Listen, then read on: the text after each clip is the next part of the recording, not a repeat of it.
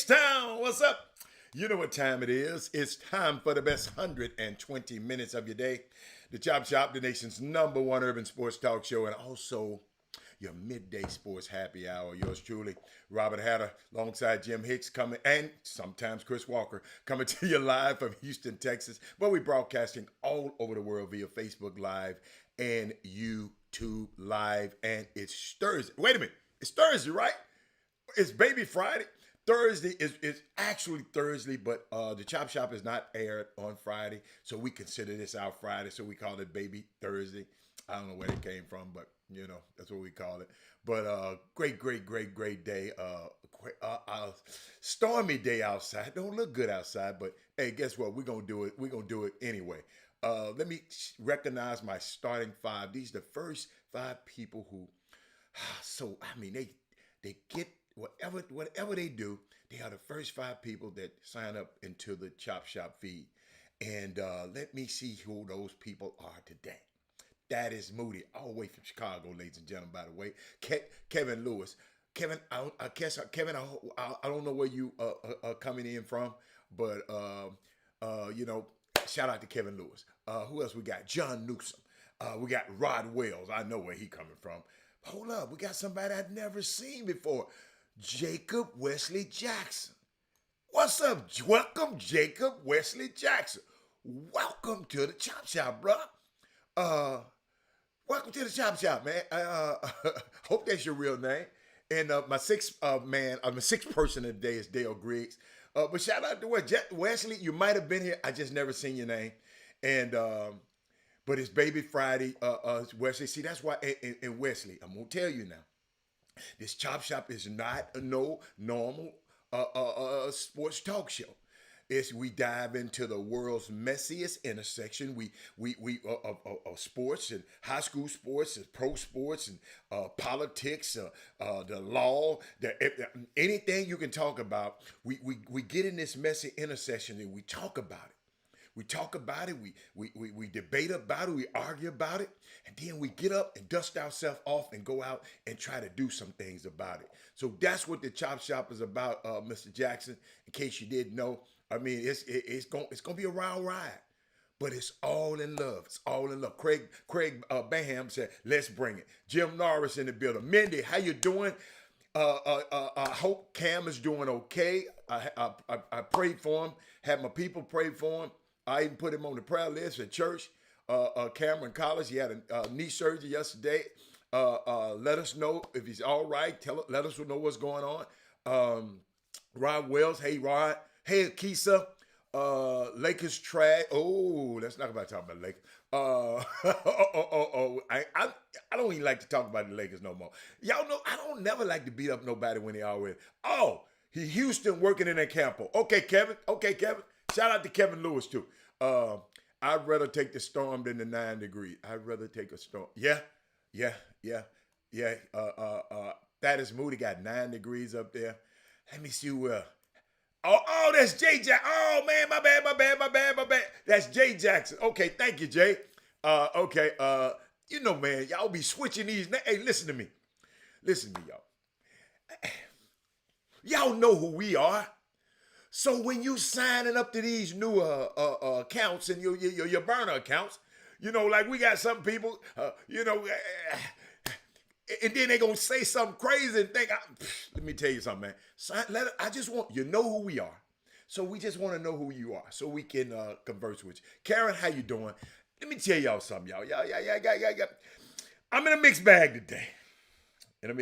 First of all, today in 1968.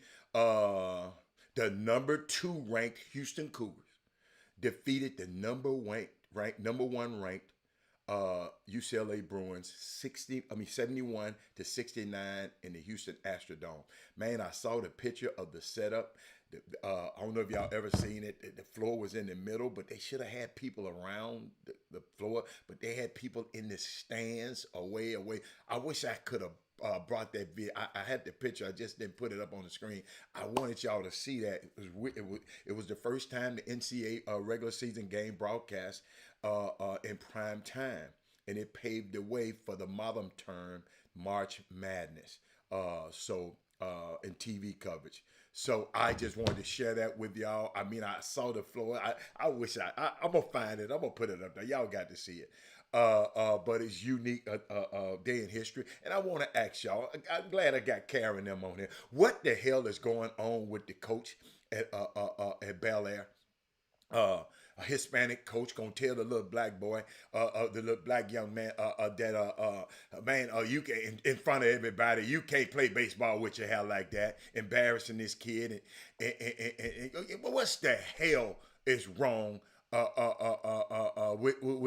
that coach over there at Bel Air, man? What the hell is going on in America, man? Maybe I need to ask that question, cause in case you missed it. Now, I'm gonna let you. Y'all can throw it out there, but in case you missed it, hold up. Oh, okay. All right, we're gonna worry about that. We'll worry about that later. But in case you missed it, I'm gonna repeat that again. Bel Air. Somebody sent it to me this morning. Let me read it to you. I'm not letting him get off. I ain't letting him get off the hack. Okay. Here's the headline. Hold on. Let me click on it. Come on. See, it won't click on it for me when I really want it. All right. Bel Air high school coach told him to change his afro in order to play basketball. A mother is angry over the fact that her son was told he need to ditch his afro in order to play baseball in the spring. And emails exchanged with the mother and the coach, who is Hispanic, maintained that this isn't about race, it's about rules and policies. What the hell? Yo, Trey Phillips, I'm coming there next. Trey Phillips, you be reading my notes. Trey Phillips, quit reading my notes. And let me see what Mindy said about my boy. Y'all gotta understand, Cameron used to play with Bryce at Hightower. And she said, thank you, Hatter. I'm getting back to this dude. He's doing great. He has a season injury, which happened in October. Tried to avoid surgery, but I had to do it. Thought it was just a cartilage issue, but once in surgery, found that. Hold up, Minnie. I like that, Minnie. Hold up. A cartilage issue, but once in surgery, found out he had a root tear of his meniscus, which the MRI didn't detect. They don't detect them sometimes. Same recoup time as it will as the original injury. He will be ready for next season. Oh, man, boy, I love that camera. Hey, great. Thank you, Mindy. Thank you. But y'all, back to this Bel Air coach. Let me finish reading what the mama said. The man said it wasn't about race, it's about rules and policies. Y'all, I'm just going to table that. We're going to, Bel Air doing what Bel Air is. Absolutely. Craig. All right, Craig. Okay, I like it. But what the hell is wrong with Mitch, Moscow Mitch? Y'all remember that dude I used to call? In case you missed it, Mitch McConnell, y'all hear me? Maybe y'all heard something I didn't hear. Last night, said the quiet part out loud last night. He said, hold up. Chris talking about a Manchin will be a Republican soon. Dude, he already a damn Republican. Let's not talk about Manchin. Chris Walker texted me when he should be on the show. But hold up, y'all. Yeah, I'm telling on it. Mitch McConnell last night said African-American voters are voting in just as high a percentage as Americans. Hold on. What? We not Americans? I know y'all missed that, but let me. I got his ass on video. I got to show y'all this. I ain't gonna stay here long because we already know what it is. I'm not staying here long. What's your message for voters of color who are concerned that without the John L. Lewis Voting Rights Act, they're not going to be able to vote in the midterm? Well, the concern is misplaced because if you look at the statistics, African American voters are voting in just as high a percentage as Americans. Did y'all hear that, man? He don't care. But you know what, man? I don't be mad at him. You know who I be thinking about, y'all? Them people in Kentucky who voted for him. Them people who show up at the Kentucky games, cheering for Xavier Wheeler and all of them black bodies out there. They cheering for him and they go and vote for this damn clown. That's the point I make. This man said, in other words, he don't consider us Americans.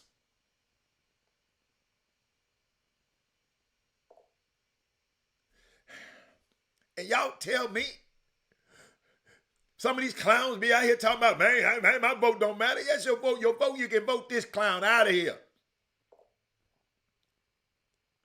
Man, 48 Democratic senators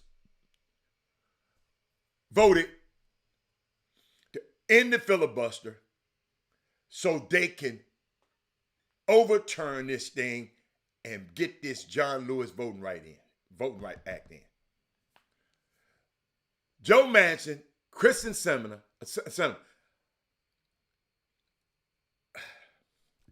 y'all Google her, because I ain't going to talk about her today, because y'all going to be talking about I'm talking about somebody. Y'all Google her myself. You know, always talking about women's issues. I think she, man, do me a favor and look that ratchet ass woman. Y'all got to realize now, Phoenix was the last state that didn't want to recognize Martin Luther King's birthday. John McClain, Senator John McClain, all them people. Remember that. That's where Sinema is from, that area. Joe Manchin is from West Virginia. Man, ain't that damn many people. I told y'all, listen to me. This man is holding this country hostage, Joe Manchin. And West Virginia don't represent a smidget of the people in America. Listen to me, y'all. I think, and I might be wrong, it's more people in D.C. than it is in West Virginia. And this dude, y'all, let me tell y'all something. Everything like something crazy like this happened in history, I got to let y'all listen to Raphael Warnock. I can't. Well, since we're here, we'll be on here talking about sports for the rest of the day. I just want you to hear Raphael Warnock. Listen to me. Black women.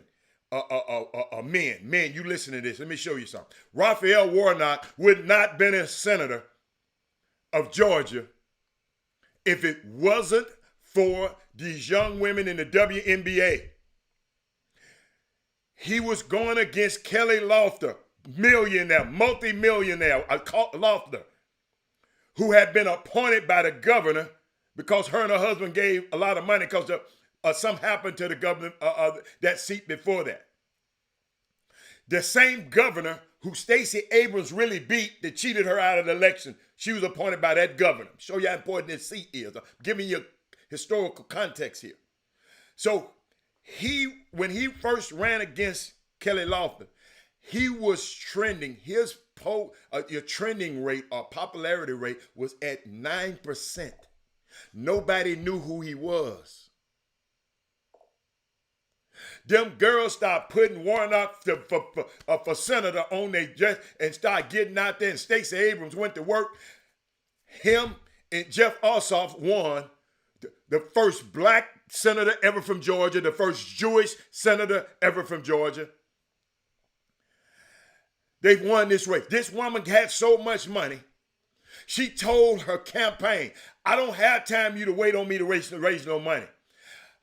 She wrote them out a check for $25 million. Said, y'all just pay me back. She had so much bread. Hit $25 million. Start my campaign. Y'all just pay me back later. With all of that, she couldn't beat this man. Very important 2 seats.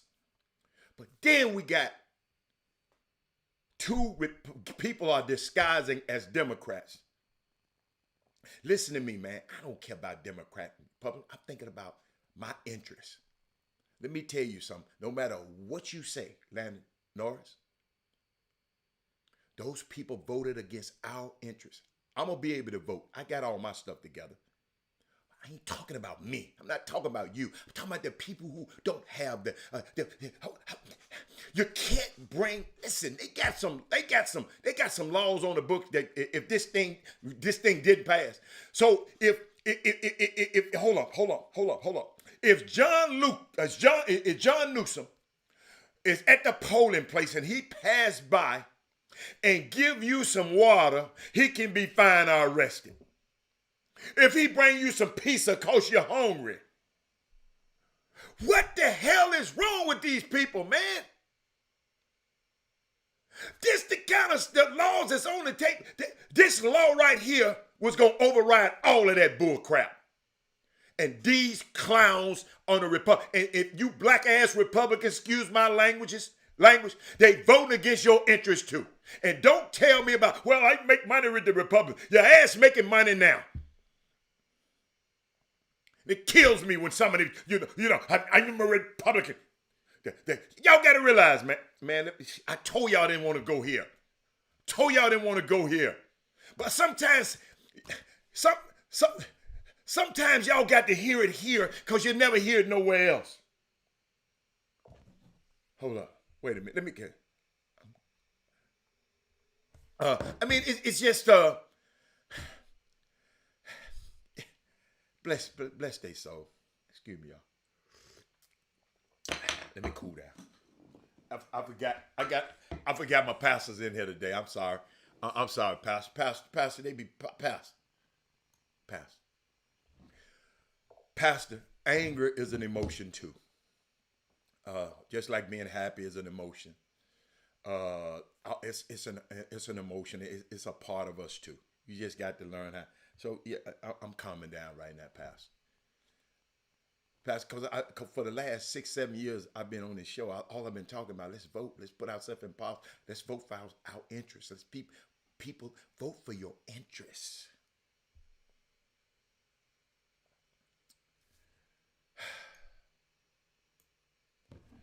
Y'all, I want to share something with y'all.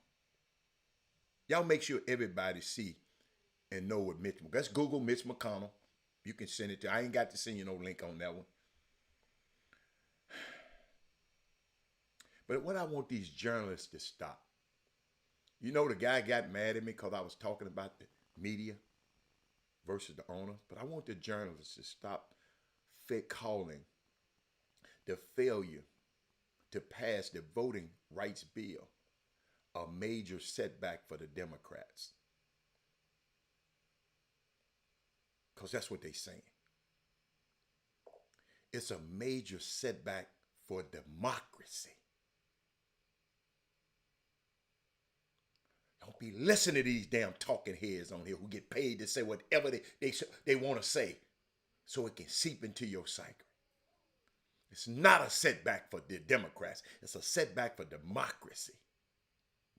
The right to vote is not a partisan issue. Stop framing it such and legitimizing, I can't even talk right, anti-voters' efforts. Y'all hear, listen to me, and I want y'all to know. After that last election, which was one of the most, they say the most certified and the best elections ever, so more people came out. After that happened, there were 400 bills introduced around the country to prevent that from happening again. And they won some of those elections, the Republicans. This man just said African American voters just as much as Americans. Reb, y'all got to help me with that one. T.R. Holmes, I know you just came in. Y'all got to help me with that one. John Newsom, y'all got to give me something spiritual to help me through this one. That man said African Americans, you know how he talk when he not around. He said that on camera. But I saw some figures. First of all, I'm sorry. Thank you to the 48 Democratic senators that stood up last night and fought for voting rights. Thank you to them. The power of the people is behind you. We're standing on the promise of true democracy. Lean into this moment. Don't shy away. Senators, dig in deeper. Together we'll win. But I thought about some, y'all. Raphael Warnock, and I was going to play it for you. It's a minute. He said, we have to summon, we have been summoned here in history. This is not just a routine day in the Senate. This is a moral moment in America. Wow. Even us. God, he put us, listen, y'all got to realize he God. He could have put Ed Russell in the 19th century. He could have waited and put him in the 27th century or 28th. Trey Phillips, he put us here because he knew we can handle it. God, he could do anything he want to do.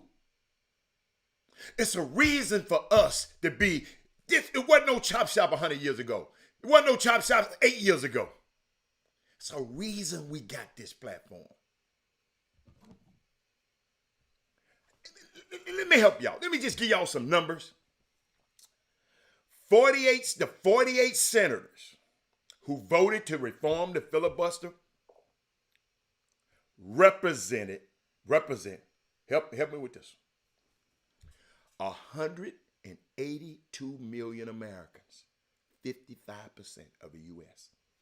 I'm finna soak that in. I'm going to repeat it. The 84 senators who I just congratulated, who voted to reform the filibuster, represents 182 million Americans, 55% of the U.S. The 52 senators who upheld the filibuster, who were against, don't represent but 148 million Americans, 45%. This is why the U.S. Senate is so broken. Did y'all get those numbers? 15 states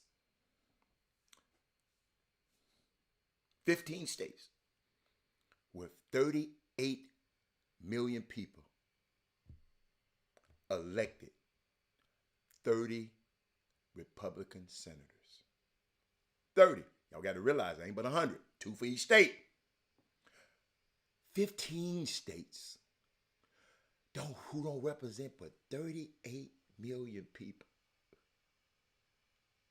elected 30 GOP senators.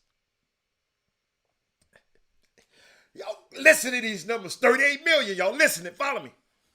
California, with 40 million people, elects 2 Democratic senators.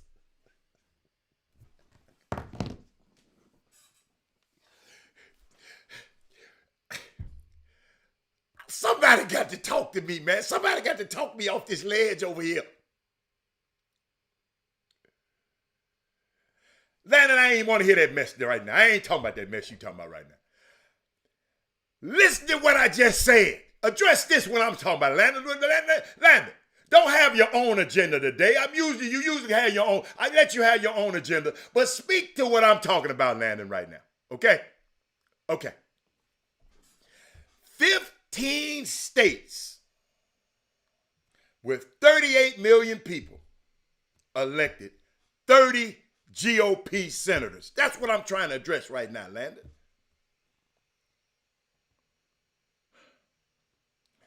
California, 38 million. California, with 40 million, 2 more million than those 15 states, don't get to elect but 2.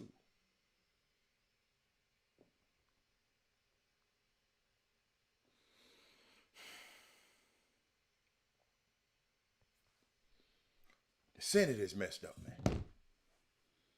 The Senate is messed up. It's messed up.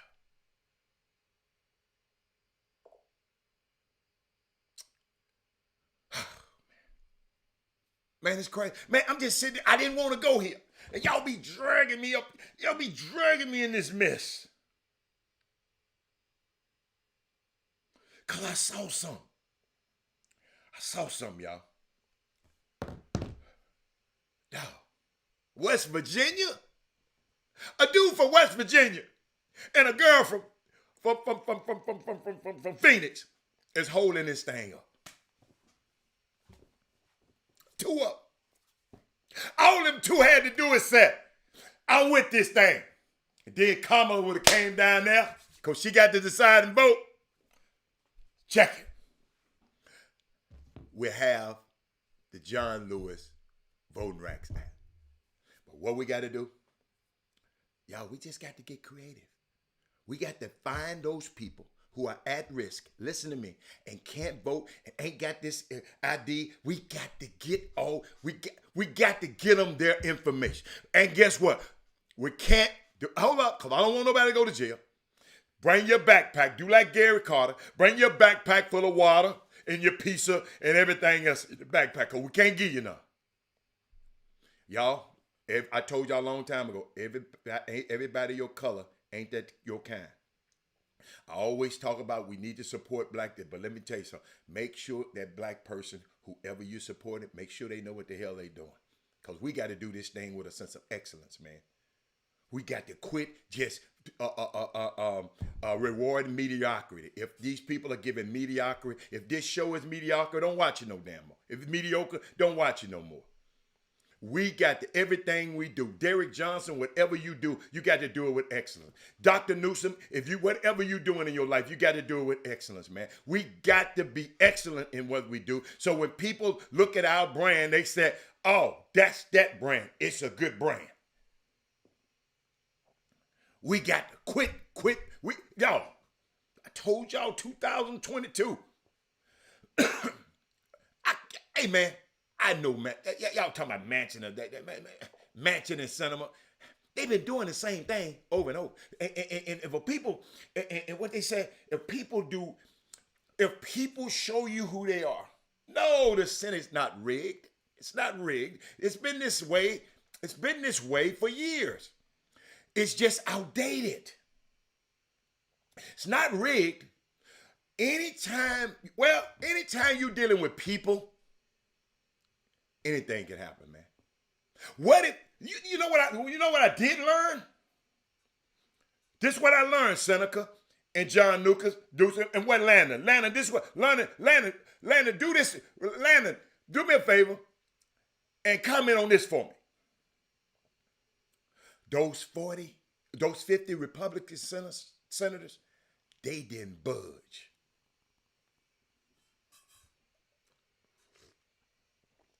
John Newsom, them 50 Republican senators, Mitch McConnell got their ass on lock. One of them is black, y'all. Tim Scott, it is black ass. Excuse me, y'all. See, we keep forgetting and letting that clown off.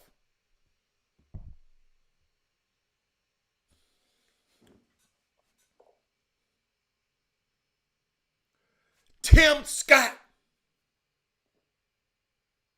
And I always get up there and talk all that old. Everybody your color ain't your kind. Don't y'all ever forget that. Some people in this community, summer basketball, everybody your color ain't your kind. Folks ain't got your interest.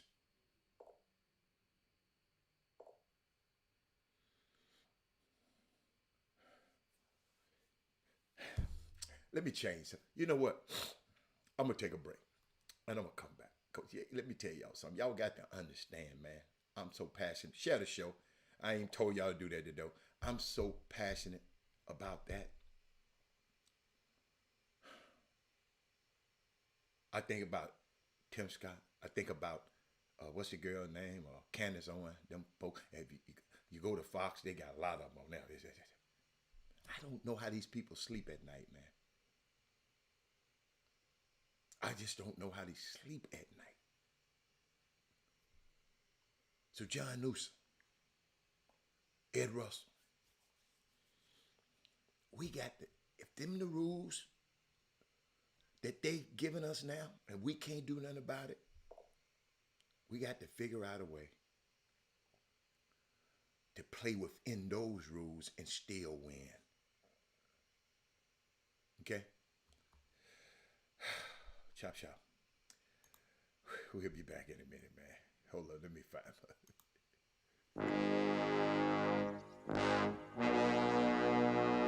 The Cox Pradia Law Firm. Big city, big town, big settlement. Your fight is our fight. Need legal advice? You know who to call. Personal injury, wrongful death, car accidents, premise liability, serious injuries. 1-800-HURT-NOW.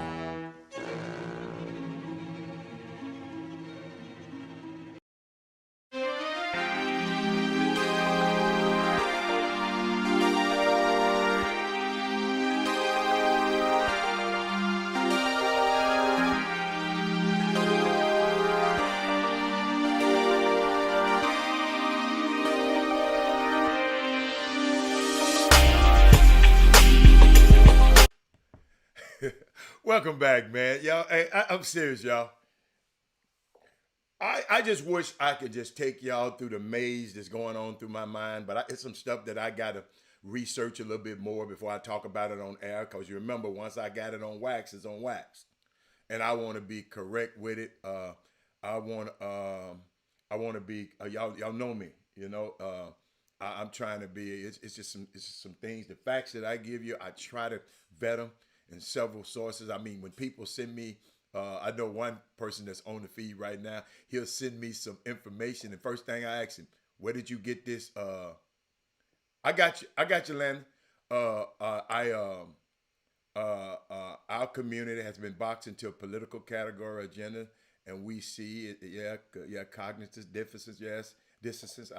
If they can distance themselves from the human element, yeah, but that's just a whole lot of Landon. You saying a whole lot, but ain't saying. What are you saying? Put it in where the goats can get it. About agendas and justified and put it where the goat. Hey, sometimes we can be so heavily minded that we ain't no earthly good. Why our community is boxed in? What you mean by that boxed in a political category agenda? So guess what? That's what we are. We got Democrats and we got Republicans. Is a Democrat gonna win or the Republican gonna win? That's the system. It's a two-party system right now. So how we gonna change the system if we don't even have the senators?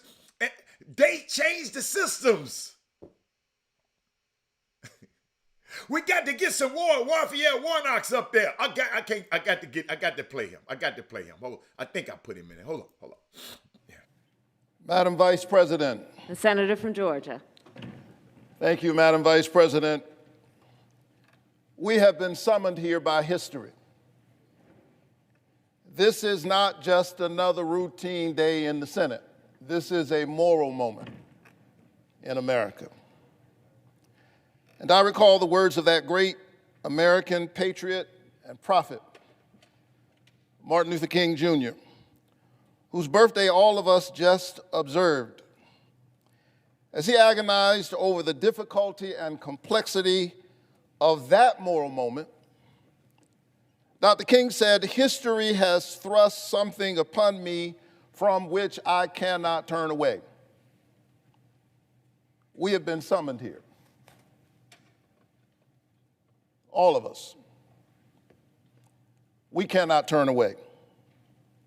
And this is no time for politics as usual. The times cry out for moral leadership, for integrity, for empathy, and for care for one another. It's going to take all of us. It's going to take Archie. It's going to take Landon. It's going to take all of us. See, all of us want to sit back. I want to find out from my senator what the hell that we can do. We can't run from it. Martin Luther King, this is a moral moment. Well, we know it ain't a moral bone in Mitch McConnell.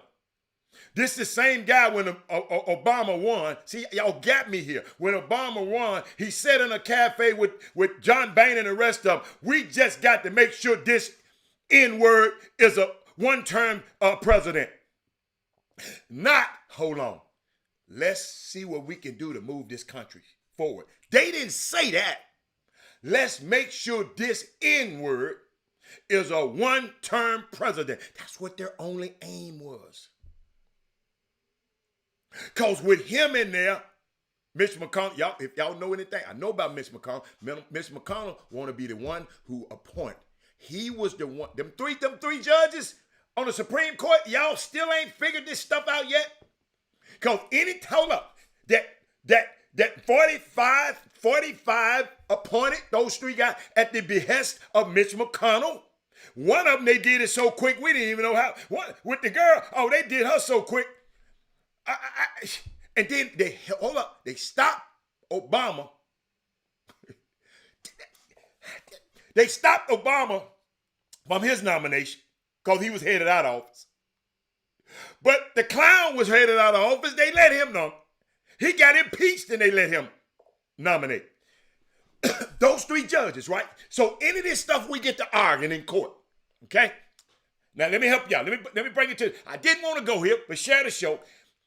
Anything we argue in the lower courts, we're going to take it to a higher court. We're going to take it to the second court.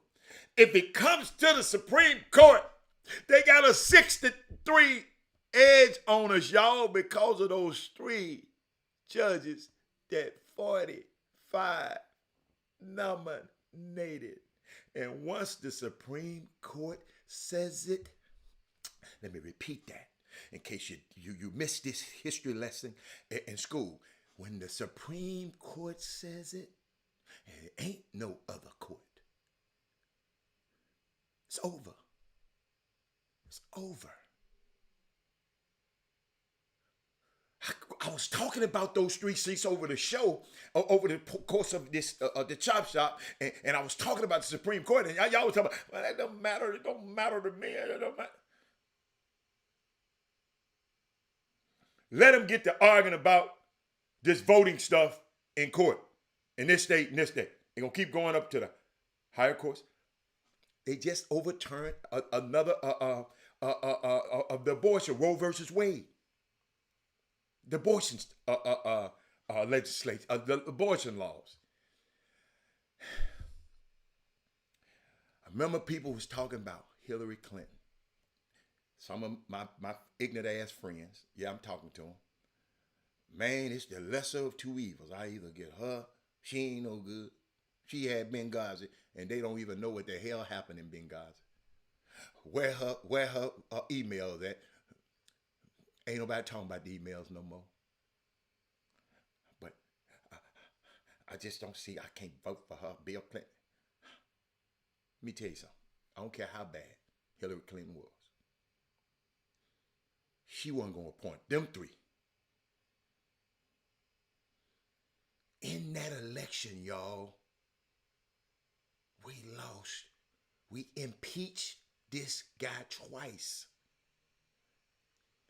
And they gained 3 Supreme Court seats. And you can't take nobody out the Supreme Court, ladies and gentlemen. They got to die off. You hear me? They got to die off. I just resigned. That's how important that election was.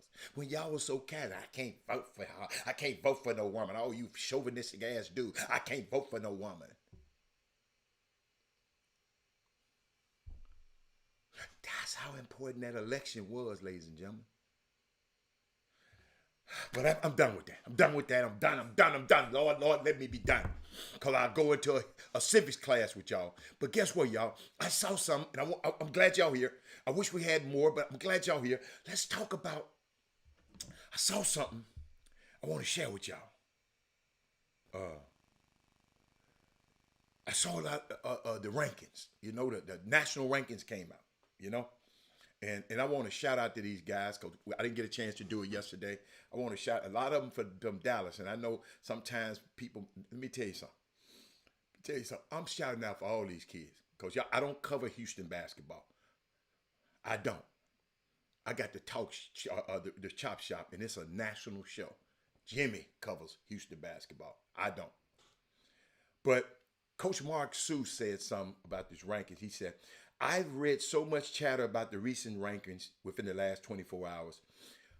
of the guys I coached who made it to the NBA, only 28% were ranked. Focus on what you can control. Stop wasting energy on what people think about you in your ranking. Use it for motivation and just work. Then Alan Branch came in right behind it and said, that has been a part of my camp talk for the last 15 years. But parents and kids still put a large portion of their energy and resources in a black hole that they can't control. Parents, Naisha, Jameson, Carrie, let's control the controllables. You can't control the high school coach. I called a high school coach, talked to him this morning before the show. We was talking about, I said, Coach, I'm going to tell you what I'm calling about. I'm calling about a certain player on your team. I said, Coach, I don't care how you play him. That's your kid, you coach. He said, Coach, guess what? Guess what I told the coach? And I hope people follow this. I love this kid. I said, Coach, you help me help you with him. If something you feel you can't get across to him, you call me and let me see what I can do to help get him across to him. Guess what? That's how I started the conversation now. This is the first time me and the coach talked on the phone, but we've talked in person before. And guess what? That conversation, mamas and daddies, went so beautiful. He just sat out and explained to me the process that the kid was going through. Because the coaches at practice with the kid every day. Mamas, daddies, summer coaches, influencers, or mentors like I am. I'm not his dad. But those are the same things. What I did those same things with my son when he was playing. Everybody thought I was a guy just in my position gonna be.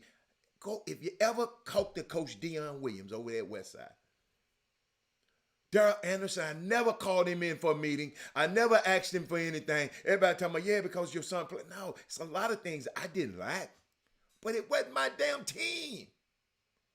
Just like the owners, there's a lot of things that the owners, that I don't like the owners doing, but I don't own a team. I ain't never wrote up no check to nobody for $100 million. So I don't know how that feel. I don't know how them owners mind thinking. Because I didn't want to write no check out like that. But Chuck McGowan, you got to catch up, baby. We talk about rankings now. You got in at the right time. We're talking about rankings. And Chuck, I had such a great conversation with a high school coach. Because coach, the kid, I tell you, let me tell you something, y'all. We got some great young men in this community. We got some great young men in this community that plays basketball, that plays soccer, that plays everything. We got great young men and women, in this community. And it's our job to. But all I told the coach was, Chuck, I said, Coach, do me a favor. Because I got his number from somebody else. I didn't have his number. And guess what the person said? Man, you finna call and get on. I said, no. I just told the coach, help me help you. That's how I started the conversation out, mamas and daddies. Help me help you, coach. You tell me, Lonnie Green, what you got? Man, come on here late then put a question mark. Unbelievable. Coach, help me help you, coach. Coach, if you got a point that you can't get across to the kid, give it to me and see, can I help you? The coach ran down the process to me and what the kid is going through. Chuck McGowan, all I could sit back and take notes. I'm going to give y'all some of the notes. I know I wrote it down. Why I wrote it down? Ain't no telling why I wrote that stuff. Oh, Coach says it's a process. It's adjustments. He's where he at for a reason. Hold on. Don't look at the other kids. Don't look at social media and what everybody else is doing. What you're going through you're going to go through in college when you become a freshman. Contribute when you get in there. Stay the course. I know your parents don't want to hear it. Your development is key in high school. It's not going to be pretty. At some points, you're going to be given the keys. At some point, you're going to be given the keys. You got to keep working hard. Then I think about these young kids that we got that are thrust into, think about Ramon Walker. Hey, Wendy. Ramon Walker, the first game me and Jimmy went to see him, we sit right behind the bench. Ramon Walker knew he wasn't going to get in the game. Knew he wasn't going to get in the game, ladies and gentlemen. He was just sitting there. I'm watching him. Them people over there at Shadow Creek done coached the hell out of that little boy, man. Kevin Drones and all of them, and Coach President, they done coached the hell out of that little boy. That little boy sitting on that bench, you didn't know whether he played 100 minutes or not. And I know it inside. College basketball is hard, y'all. I had one. I told y'all the story. Little bitty narrow 165-pound thing. Think he gonna go on a college campus and not used to argue with me, Dad, I ain't lifting all them weights. I ain't lifting no. Okay. Get what he called me. We said Christmas. Get what he lifting all the time now. Get what he tell me, Daddy. I wish I had listened to you when I was in high school. Now he lifting all the time. He ain't finna get paid. He ain't getting paid to lift. He getting paid to make this brain strong, not this body no more. I guess he want to look good for the little girls. I don't know. But I sit back and watch. I never forget. They went practice. They got this drill as a freshman. The freshman got to get 4 stops, one-on-one. Not the freshman, everybody got to get 4 stops before. If not, you keep going. So you got to stop 4 old grown ass men in a row. You might get lucky to get another freshman in there, but in a row for you to get off the floor. So Robert could never stop 4 guys in a row. He little, they were muscling little, they just put their little ass in the rim. He fell on the floor, John Newsom. He said he's just cramping up, he just couldn't go no more. And told if anybody put their hand on me, it's gonna be a fight. Thank you, tough. If anybody put their hand on, don't touch me. Coach said 3 words. Call his daddy. Coach Sears picked up the phone in practice, called me. I said, put his ass on the phone right now. I ain't gonna tell you what I told him. Between me and him, Coach never had a problem out his ass no more. I know it's tough, ladies and gentlemen. I've been to Coach Sampson's practice. I saw the young fella, I can't think of his name, from North Carolina. I keep forgetting his name. He played for the Dallas Mavericks for a little while. Nate Hinton. He was in practice and he kept, anytime somebody made a mistake, he had to run. If Ed Russell made a mistake, he had to run. If Chuck McGowan if the ball boy, listen, if the janitor made a mistake, he had to run. I promise y'all, I felt sorry for that boy. I I felt sorry for the boy, man. Me, hard-ass Robert Hatter. I had a soft heart. I said, that little boy ain't gonna come back. I ain't never seen nothing like this. And that boy stuck in there and stayed with this thing, man. So, y'all, it's a process. Let's say Ed Russell, your son is a freshman on a team. Okay? Your son balling. Sometimes I'm putting him in there, y'all right? But sometimes I'm gonna sit his little ass down. You know why? Because them coaches know more than we know. They in practice every day. They know they can't play the freshmen too long because their brains get messed up. My son, I coach, I used to, listen, my son was a freshman. He started the first game. I told you, as a freshman, in the Carrier Dome, 30,000 people hollering at my damn son, calling him goggles. I'll never forget it, because he wore goggles, in case you didn't know. He don't like the putting contacts in. And coach, and I was wondering why the coach kept playing him in spurts. Coach said, Robert goes 100 miles an hour on every single play on both ends. I can't tell him when to rest. He just don't. He said he just goes, so I got to take him out the game. I said, Coach, but he was rolling. He said, Coach, Robert, when the tired player make crazy ass mistakes and showing shit, Robert went down there and threw one of them crazy ass passes. I understand it, mamas and daddies. I done lived through it. These rankings, what another freshman doing, I don't worry about that. Then I go back and look at this coaching staff again. Look, the kid P.J. Hendrick, he went and played wherever he played. I forgot the name of the school. Then he come back to U of H. He come back to TSU. And I swear, and I promise you, I don't know what he did as a freshman. I don't know what him and Ramon did as a freshman. But I know they had to go through a process.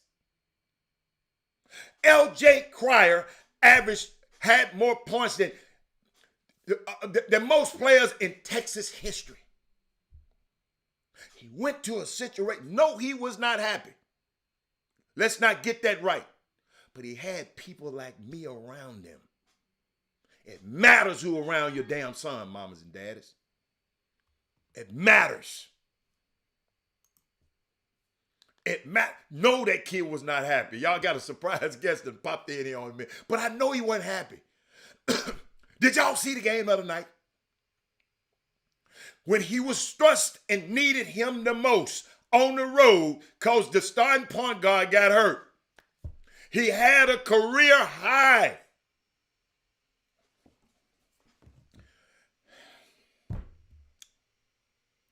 Mamas and daddies.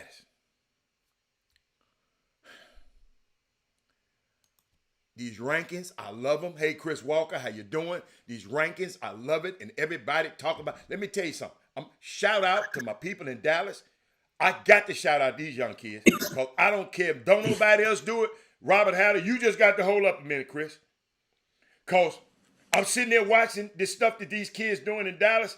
And I put it in my notes for yesterday. And I ain't having that. But I'm finna shout out them little boys. Y'all, you can just wait there. Just hold on a minute. I'm looking for Dallas. Hold up. I got it in, but they was giving me all this information on wait a minute. On rankings. They got the guys ranked this and this. Them, let me tell you something. Them young kids in Dallas. I'm trying to find it. I think it might be under summer basketball. I don't know what it is. But I am so proud of them little boys. I'm so proud of them young men. I didn't know. A lot of people talking about, Robert, this class was going, I told y'all this. I don't want to hear about y'all told me what y'all told me. I'm still looking. Hold on, high school basketball. First, I'm keep going, y'all. Chris, just give me a second, Chris. I got to talk about these guys because I know I put it in my email, but they was just talking about these guys. They got ranked this. They got ranked. Shout out to Dallas. If I can't find it, hold up. Is this it? No, that ain't it. It's just Shout What's out your to them point, guys. man? What you talking about? I was talking about the kids in Dallas. All the national rankings came out. Okay. And a lot of the Dallas kids are ranked. They got about four guys in the top 20, in the top 25. Okay. And I'm shouting them out because guess what? On this show, this is a national show. I just ain't I seen got it. What I'm saying, I haven't seen it shouted out that much in Houston.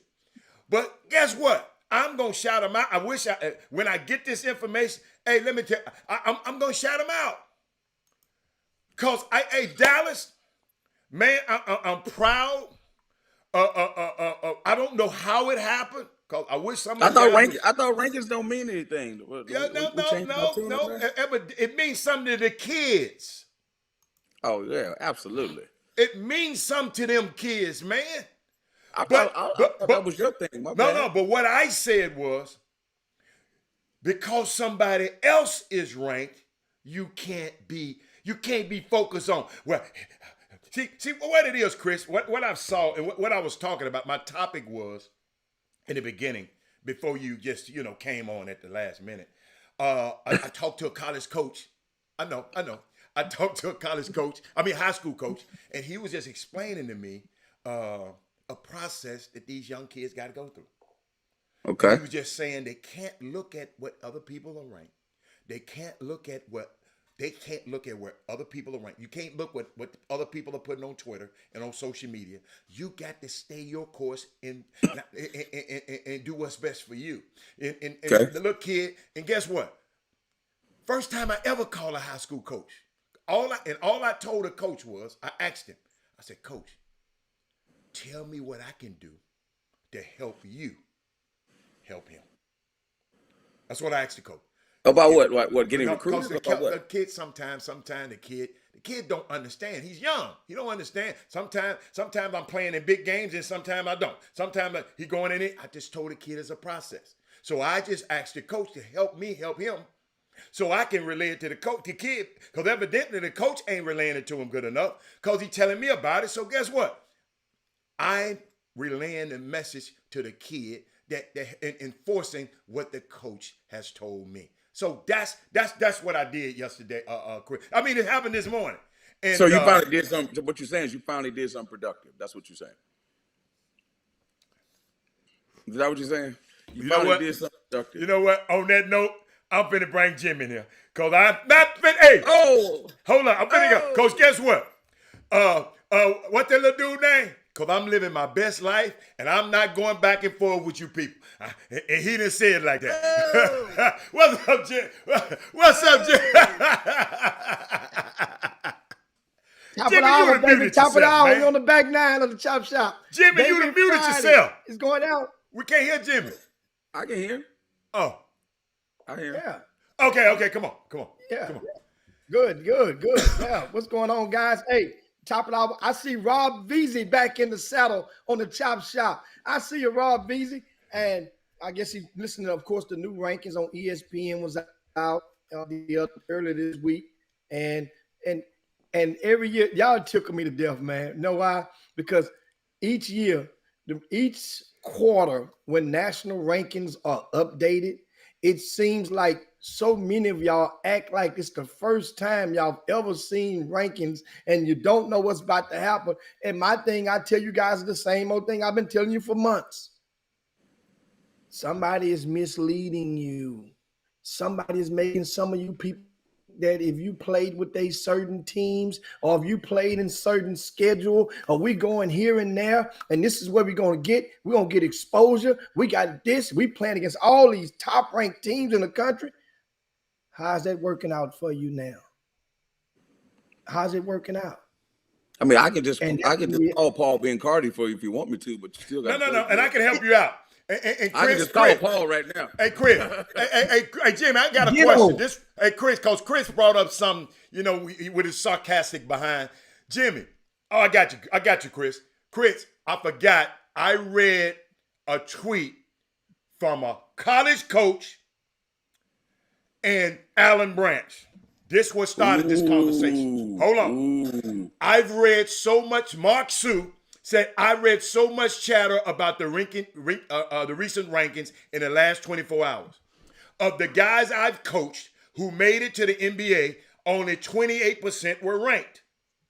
Focus on what you can control. Stop wasting your energy on what you think or feel about your ranking. Use it for motivations. Just work. That's where I came from, Chris, with your little smart talking ass. And then Alan Branch came and said, that has been a part of my camp talk for the last 15 years, but parents and kids still put a large portion of their energy and resources in that black hole that they have no control over. Now, you might know something about that, Chris Walker. Could you help us with that instead of talking about what hey, don't kill the messenger. Hey, listen, I'm glad you gave us context because that's usually what's missing in your arguments. So thank God for the context. So we can now talk through it. Listen, I got a game tonight, right? Okay. I'm doing Western Kentucky versus Florida Atlantic. I'm up here in Boca Raton. Jimmy, got to get us some property out here, man. Had a number golf course. I can tear your ass up anytime. Hold up. A number golf courses out here. Hey, Florida Atlantic's University is right around the corner in Boca, right? Florida Atlantic. Man, this is ridiculous out here, man. Hey, y'all, hold up. The campus got a private airport right on the campus, right behind the campus. No. Yeah, keep on. They got their bread out here. Yeah. But in West Palm Beach, right down the road. But listen though, I was in the lobby a minute ago, and guess who was there? Jimmy's best friend, Hensey. You know what I'm talking about? Charles Bassey. Hensey. Hensey. And so think about we're talking about Charles Bassey's development, and I'm saying, dang man, I thought you was on that. I thought you was gonna be gone once he got drafted. I mean, think about the kind of stuff that goes on. Because Hensey has always been connected to Charles Bassey ever since he was in Texas. Some of you newbies that don't know, right? And then all of a sudden he's at Western Kentucky, caught everybody surprised. I thought I was gonna get him at Cal. Couldn't afford Hensey though. And all of a sudden, I'm just messing with you. All of a sudden, he's gets drafted, gets hurt, gets drafted. Not probably where we wanted, but he gets drafted. And again, not where he wanted. Got to play his way in. How to know what I'm talking about? Got to play his way into a contract.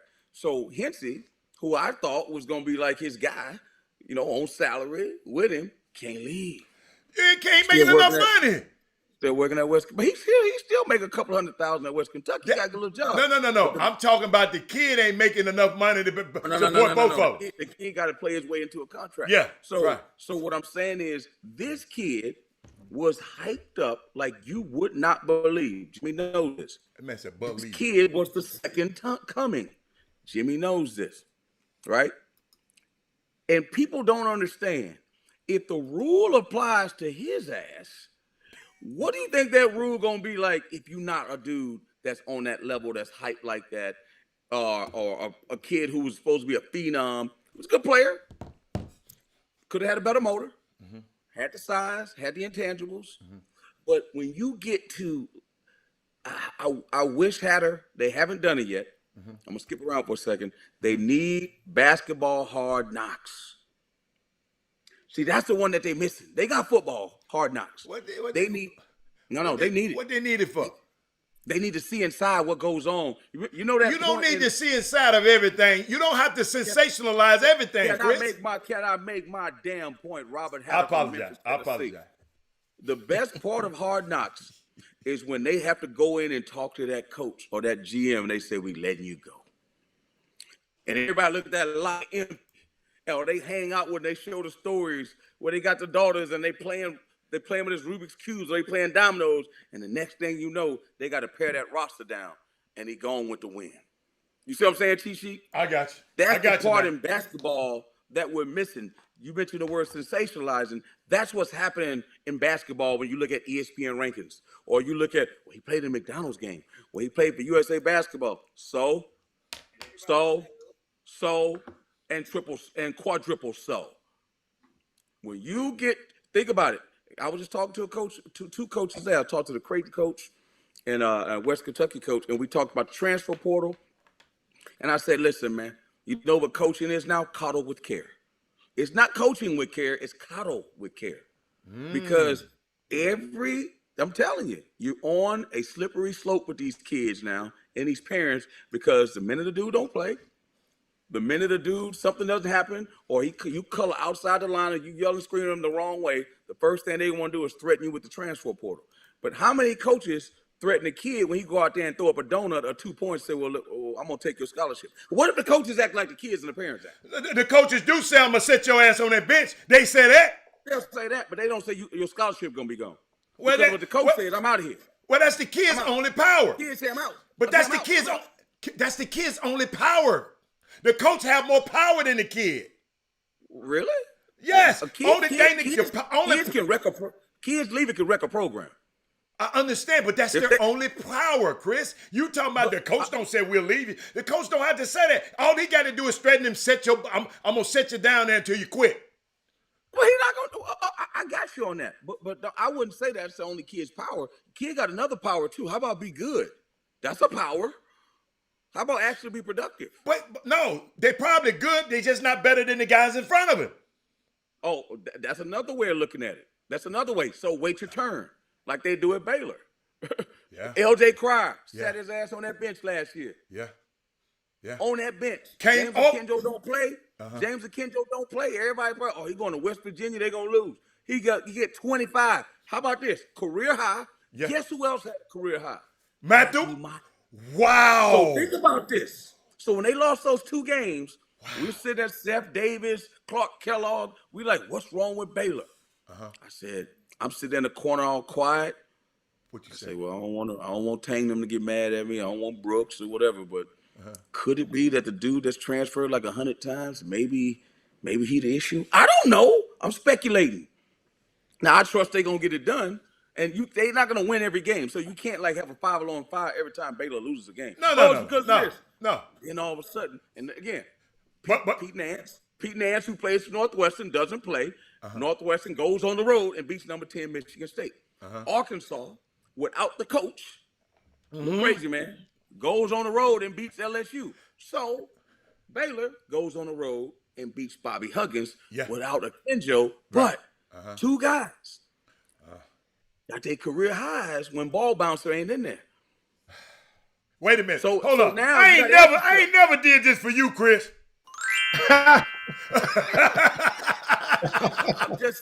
So you got to ask yourself again. It could be. Listen.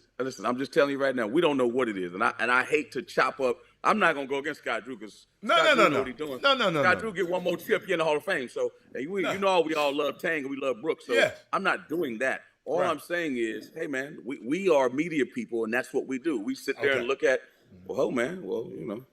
maybe this guy's good for him, maybe he's not, or I don't know, or maybe that's the issue. They handled Villanova, right? They handled everybody else up to this point, but it looked like because think about it, people thought they okay, this is what we need to take away from Baylor.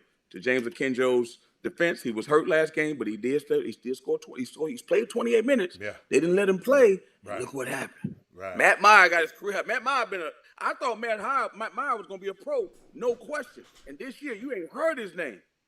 Yeah. And all of a sudden, he get his career high. Yeah.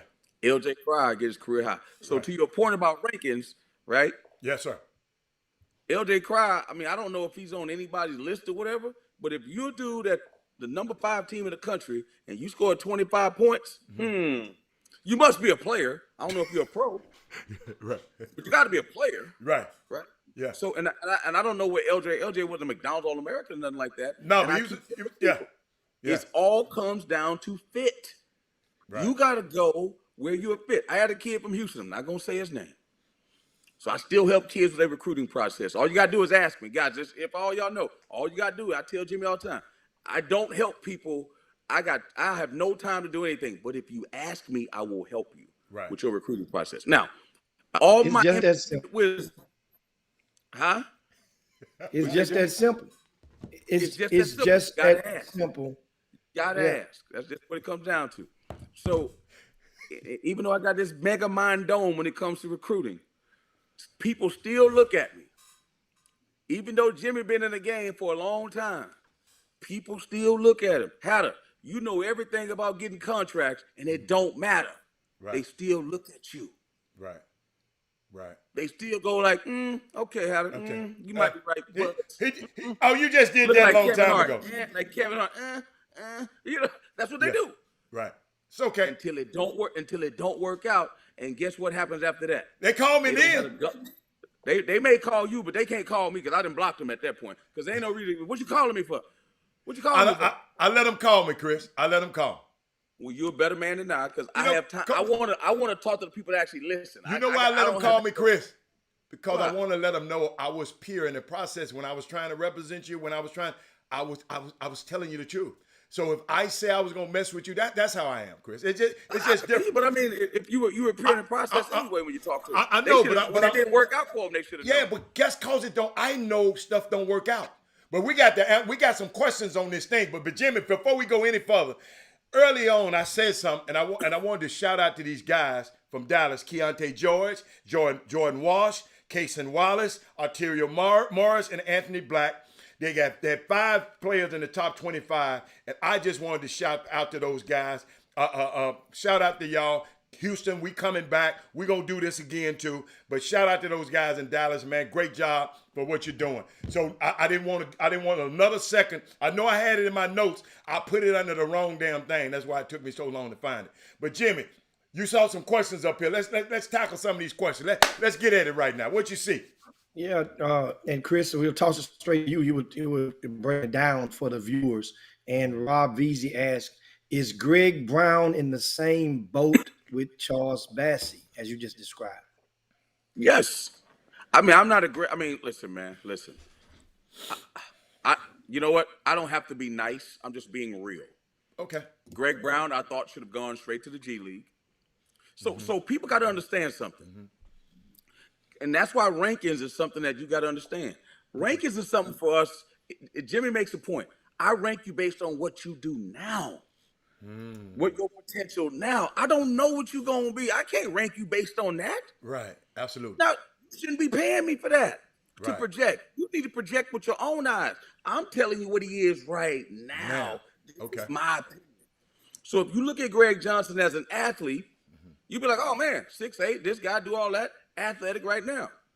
But when he gets to Texas and they got scouting reports and they got to practice every day and they got to go to class, and by the way, the other team trying to, it's a whole different ball game. So then he won't be like, well, I was supposed to be this guy, so I'm leaving. Homeboy, stay in school. You ain't ready. I don't care what they telling you. I don't care what the plan could have been, should have been. Stay your butt in school. You're not as good as you think you are. Well, this is what was supposed to happen. You let that they may still pick you, but what that mean? Because we don't get that data on all the dudes that get picked that don't make it. You know what we do? We shine the light on the one dude that was just the exception to the rule, and everybody hang their hat on that. Well, he did it. I can do it too. Hey man, 2,000 of them did make it. Is that the way you live your life? I mean, I was gonna say something crazy, like, if the chances that you're gonna take that chance, that's a chance you're gonna take with your life. So Greg Brown, I mean, come on, man. Should have stayed in school and got better. Now you're in the league, guess what they're gonna do? Because here's the other thing that people don't understand. They'll put you in there. So you gotta realize during this COVID thing, people been going up and down. Dude like Stanley Johnson, get another chance. Watch when all the COVID go away. Guess what? All them dudes gonna go away too. I'm just telling you. Oh, yes, sir. A very unorthodox time where, you watching some of these teams in college basketball, a lot of them got that extra year. You see what I'm saying?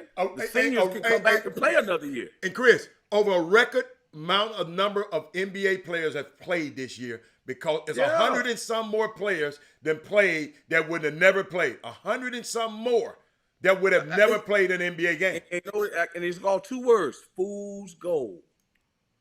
Wait a minute. Why you say that? Because they Fool's gonna think. Wait a minute. Stanley Johnson might hold on to the Lakers. Can't nobody else play on their team. No. I'm not saying all of them gonna be going. Wait a minute. Can't nobody else play on their team.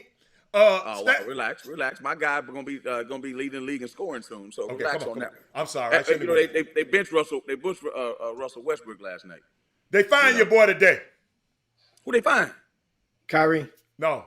Firing. Not They're gonna Kyrie. fire Vogel today. They're gonna fire him today. Yeah, they should fire him. He should be They- gone. He can't. I'm saying, but they fined Kyrie. You said they fined Kyrie. What they find him for? Cussing the fan out. Yeah. Oh, hold up, y'all. Let me play that. You know what, Jimmy, I read your mind, Jimmy. Watch this. Watch this, y'all. Kai's response to a kid heckling him at the Cavs game. Kyrie, you need LeBron? See him bounce that ball hard? Good take, Chetty. With 2 shots. Where's your Hey, Kai. I'm grateful for you. Hey, it's just one. He said, I brought y'all a championship, and you MF still ungrateful. Oh yeah. Yeah. Hey man, let me tell you something. I went. Remember that time I took the pictures from them seats that I like right on that wood when Yeah. my feet can touch that Right. cedar, Uh-huh. right? And the old Damian Dotson was there. I don't know if he's still with the Knicks. They might have put him back down since everybody came back off COVID, like I Yeah. said before. Yeah. And these these kids, and it really just crystallized with me. I'm looking at them heckle these dudes. I'm like, yo, man, get your child under wraps, man. You just letting that kid say anything. I'm like, hold on, man. You out of bounds, man. You let that kid say, like they were saying some of the craziest little old kids, you know, just probably on the internet, you know, just listen to reading stuff and just say whatever. So you know what? I think if people hear that stuff, they need to get their ass up out of there. You do not have a right to say whatever you want. I'm sorry. I don't care what you pay for them tickets. Absolutely. You just can't be in there just saying whatever you want, man. That's BS, man. I'm not down with that. You're not at the zoo. You're not at the zoo. Hey man, jump. Let me see you jump. Hey, bite the other tiger, fight him. Like that's not what you're not at the zoo. You said we're not at the zoo? Well, You're not at the zoo. some people don't even think we're Americans. Mitch McConnell said this morning, black African Americans vote at the same rate Americans do. He don't even think, some people don't think we're Americans.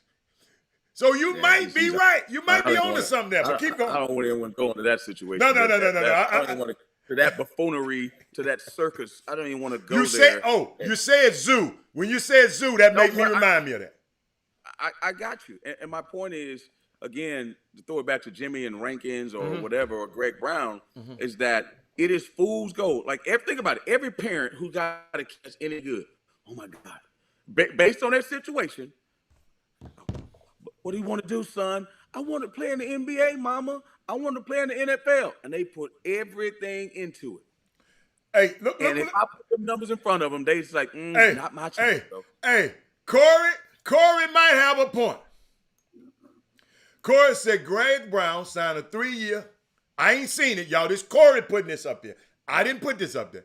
Signed a 3-year deal worth $4 million with the Trailblazers, including 2.4 guaranteed. So he got 2.4 guaranteed. Okay. And an annual salary of 1.4, and Greg he'll earn a base. Okay. A dead cap. Okay. So what he's saying is, would you rather have that or be back in school? I hope that. Okay. I'm sure that's what he's saying. But again, Corey, just because the Blazers signed him, that's guaranteed. Would you rather have $50 million, Corey? Because you better, or would you rather have that? You tell me what you rather have, Corey. Because guess what? You're gonna be in the G League. You're gonna be in the G League at some point, or you're gonna be overseas.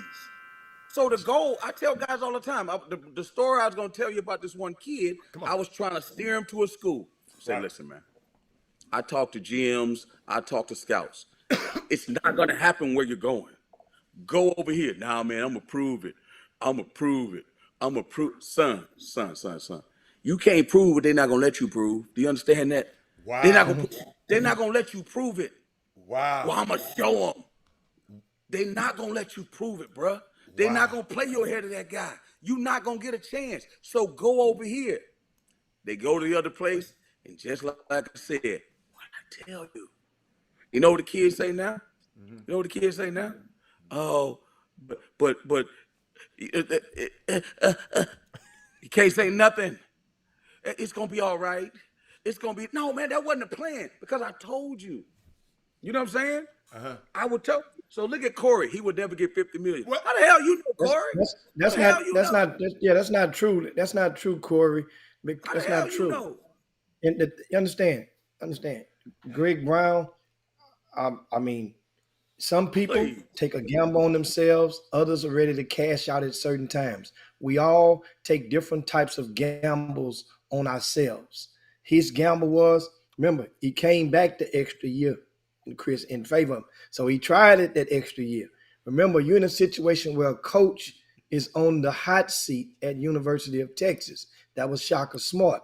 Greg Brown had got benched in that season over a kid that wasn't on the draft boards when Greg Brown got there. And this guy ended up being a lotto pick at University of Texas. Oh, yeah. Right? So he stole his thunder. Okay. And so if you Greg Brown, you already mentally say, well, look, I thought I was one and done. Remember, that was the thing. You turned down $400,000 from the G League. They offered him $400,000. Remember, we had the daddy, in case you guys didn't know. We had Greg Brown Sr. on the chop shop before that he left University of Texas. Right. So this is coming from him, and he I guess confirmed in regard. Yeah. But he didn't go out on the ledge and say all that them details on numbers. They had a deal that they turned down from Rod Strickland and the guys over the G League Initiative, and which he would have been part of that first class. Well, that was one gamble. He said, I don't want to take the 400 and something thousand.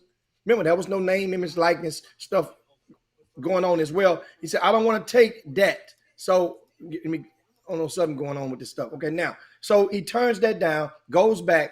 That second year at Texas did not go anywhere near. I thought he only stayed 1 year. He stayed 2. No, Greg came back the second year. Oh, we checked. I thought he was at 1 year, but keep going though. The 1 year? I thought he came back the second year. You guys correct me on that, but I know correct me on that while on the. He played 1 year in Texas, Jimmy. Yeah, he's at 1 year. He's only at 1 year. I'm sorry. So that 1 year, toward the second half, he got benched. Remember, you know he was no longer a starter. Jimmy, you know why he got benched? Because Shaka Smart was like, hey, I want to win. That dude right there don't help me win. That's what people got to understand. Because at the University of Texas, I tell people this all the time, when I coach in college, my job is not to get you to the NBA. I don't get one more dollar because you go to the league. You're the only one that profits from going to the league. If I coach at Cal Berkeley, my job is to win Pac-12 championships and get to the Final Four. They don't pay me based on who gets to the league. That's what you got to understand about college. So if you factor into that, they ain't playing you. I don't care who you are. Go on, Jimmy. Yeah, and so now mentally though, Coach, Chris, you coached kids, not necessarily the Greg Brown and guys that's been on the draft boards, guys that's supposed to have been one and done. You've been a Division I coach for over 20 years. And you've seen situations where a guy may have fallen out of favor and you may have made concessions for certain, basically, thinking they're going to get this and they're going to get that. And guess what? Coaches not supposed to do it. They claim they never do it, but there are some college coaches out there who essentially give guarantees to certain kids. It has happened before, and it's going to continue to happen. That's not the masses. That's not the majority. But in Greg Brown, he had checked out. He had checked out mentally. Yeah, because he didn't want to be a part of that program anymore, Chris. Hey, Chris. But guys. Chris, I think people got the idea, Chris, and let me, because I got a text. I think you said he could have stayed at Texas. Did you say he could have stayed at Texas? I heard you say he could have went to the G League at night. And the reason No, he could. And the reason I say he could. Remember the dad confessed to that. But you said both of them, Chris. You said he should have. No, I'm saying he could have stayed and developed more. Okay. Because the reason I would have even said G League Ignite, because I know the mandated G League Ignite is they gonna do all they can to make the G League Ignite look. Jimmy, we talked about this before. To look attractive. So they was gonna do everything they can to get Greg Brown into a position where he can get drafted as high as he could. Have we ever thought about this? Just right now, Greg Brown is developing. He's not just that good enough right now. Have we ever thought about He's that? a talent. Okay. Dude. He has things that God blessed him with. I used to watch Greg Brown in high school in AAU. I was not impressed. I said, the dude don't know how to play. Okay, he can jump high, but they all can jump high. Right? They all can jump high. Hey, have you ever seen the G League this year? Oh, my goodness. What I'm saying is he's not – I don't even want to say him. I don't want to take it off GB. Let's take it off. Whatever. Greg Brown is what he is. I'm telling you right now that let me tell you the difference between football and basketball, okay? Okay. In football, Tom Brady out there going through mechanics and drills, guys. Every day. In basketball, you try to go to a basketball dude, hey, man, I'm good, man. I like the way my shot is the way it is. Them quarterback coach be like, homeboy, you know, you're going to throw like, this is how you need to learn how to throw, man. Hey, Baker Mayfield, I don't care what you did at the school over here at Oklahoma. You need to learn this. Absolutely. In basketball, they always got it figured out. Do some drills and shit. You know, they'll do all that kind of stuff. But as far as like mechanics and learning how to play, I had a coach a minute ago talking to me saying, man, we got this one kid. He do X, Y, and Z, but he just when he get in the lane, he can't see this and that. And I said, you know what? That's why he ain't good. You realize that? Because you can't teach that. You know what I'm saying? Like some people just gotta feel. Nick Wise gotta feel. He just gotta feel that you can't teach. DJ Augustine, it don't matter what he packaged like. He got something you can't teach. The same way Greg Brown is 6'9" and athletic. You can't teach it. Now, when you start leveling off, and everybody's 6'9" and athletic, now we got a problem. When it's LeBron that's 6'9" and athletic that can play point guard, or Paul George who's 6'10" that can handle that thing, or Chris Middleton, now we got a problem when you that dude. You just can't, unless you're going to be a guy that can be a 3-and-D guy, that can make shots and guard people. So the NBA is sprinkled with dudes they give a chance to, guys. They'll give you a shot. But you know why? And you know why Greg Brown got a shot more than anybody else? Based on potential. So there's going to be some guys that just get it. They had to tell the NFL. Tell people about the NFL. If you run a 4-2, I don't care what you do, somebody going to give you a chance. Absolutely. Absolutely. But if you don't know how to run routes and you don't know how to pick up a blocking scheme as a running back, they can't play you. You're gonna be Skeets Nehemiah. Jimmy, hey, Jimmy, I'm glad both of y'all here. I saw something on the hoop hall about, you know, they just had the hoop hall this weekend, right, Jimmy? Out there, right? So the coaches, they were asking all the players, a few of the players, they said, what are some of the lies that coaches tell? And the young players told them, I ain't gonna call the player's name out, but they asked the kids that the coaches lie. One of the top lie, one of the lie was, you our top target. Then the kid said, that's one of the lies, you are our top target. And then the kid, but explanation the kid gave, he said, it's definitely you're my number one guy. He said they said that, but they tell 3 different guys that they number one guy. He said, of course they're going to tell you that. They just tell everyone that they're their number one guy. This is the kid talking. These days, though, you know it's a business. Their job is on the line, and they have families. So I don't blame them for it. They doing anything they can to get to play. Chris, did you tell that lie? Man, please, I don't believe that. I don't believe that. Okay. I'm just what the player's saying. Hold on. This is what the player said. Hold on, okay. I'll go past it. Another player, Jimmy, said. You are number one guy. Oh, no. You don't want to answer? No. Hey. Shh. All right. You don't want to answer? I was going to address it, but I'm not going to address it. We're going to address it. Because it's not our fault. You don't know how to. It's called sender receiver. If you're in a relationship with any woman, you always got to understand this. When you talking to a woman, it's sender receiver. The way you send it ain't always the way it's received. So the question is, the onus is I love that. It's communication 101. If you better send something, you better damn well understand how it could be received. So when you talking to kids, realize, what's the word I want to underline? You talking to a kid. Okay. Guess what a kid gonna hear? He gonna think with a kid mentality. I don't believe that. I believe the kid. I'm not believing you. I believe the kid. Listen, is it all right, Chris? Let me ask you a question. Yeah. I'm gonna recruit you right now. You the dad. Come on. Hey, Robert. Hey, man, your son is unbelievable. I really, really, really love the way he's developed. If he keeps on this trajectory, he will be our top guy. Yeah, he will be our top. There's some other guys we're recruiting, but right now he's teetering around being our #1 guy. So what did I just say? Well, they all yeah, say I got you. I like that. I like that. I'm not like saying, that. How about this? You're our #1 guy. I like But then that. you go out there and play like a scrub. Guess what? You are #1 guy today. Jimmy, and you know what? No. Like Jimmy said, you are #1 guy right now. Right now. Coach, like hey, Coach, it's like when you go to the club, like what the married dudes say. Hey, man, listen, I'm married. I'm sorry. Hey, like man. dudes go to the club, they be like, "No, I'm married tonight. You got tonight and tonight only." That's how them dudes are, man. Coach are the same way. Hey, Hold man, up. you play good, Okay. you my #1 guy. When you play bad, it could be anybody.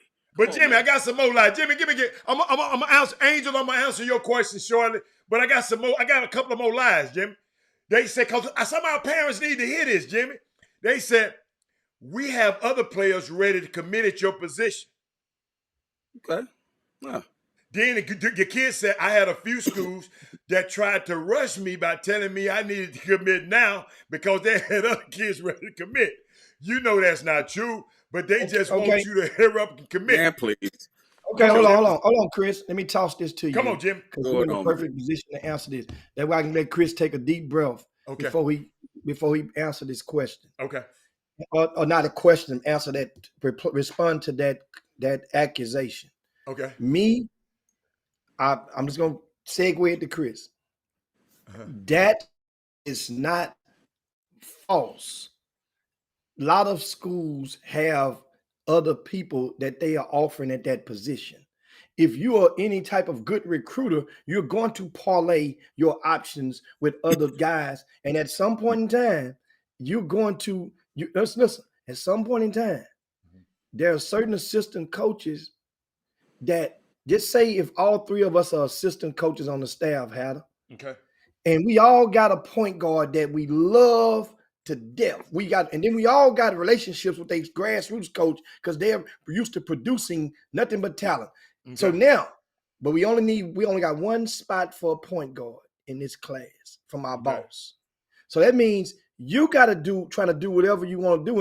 And guess what, Hal? You find out that my guy, I'm about to close the deal and my kid is ready to commit next Tuesday. You know he's going on a visit this weekend and next Friday, he's coming to visit our campus. You know that. So you're going to try your best to let your kid know because you want your kid to get in that spot because you know my kid get on that campus, he going to commit. Jimmy, I got to interject this because that's for regular kids. These kids here, every one of these kids is asking these questions. These dudes. These dudes why is it different? Going to Syracuse, all of these dudes are dudes. It's not different. It's not no different. The air's the same.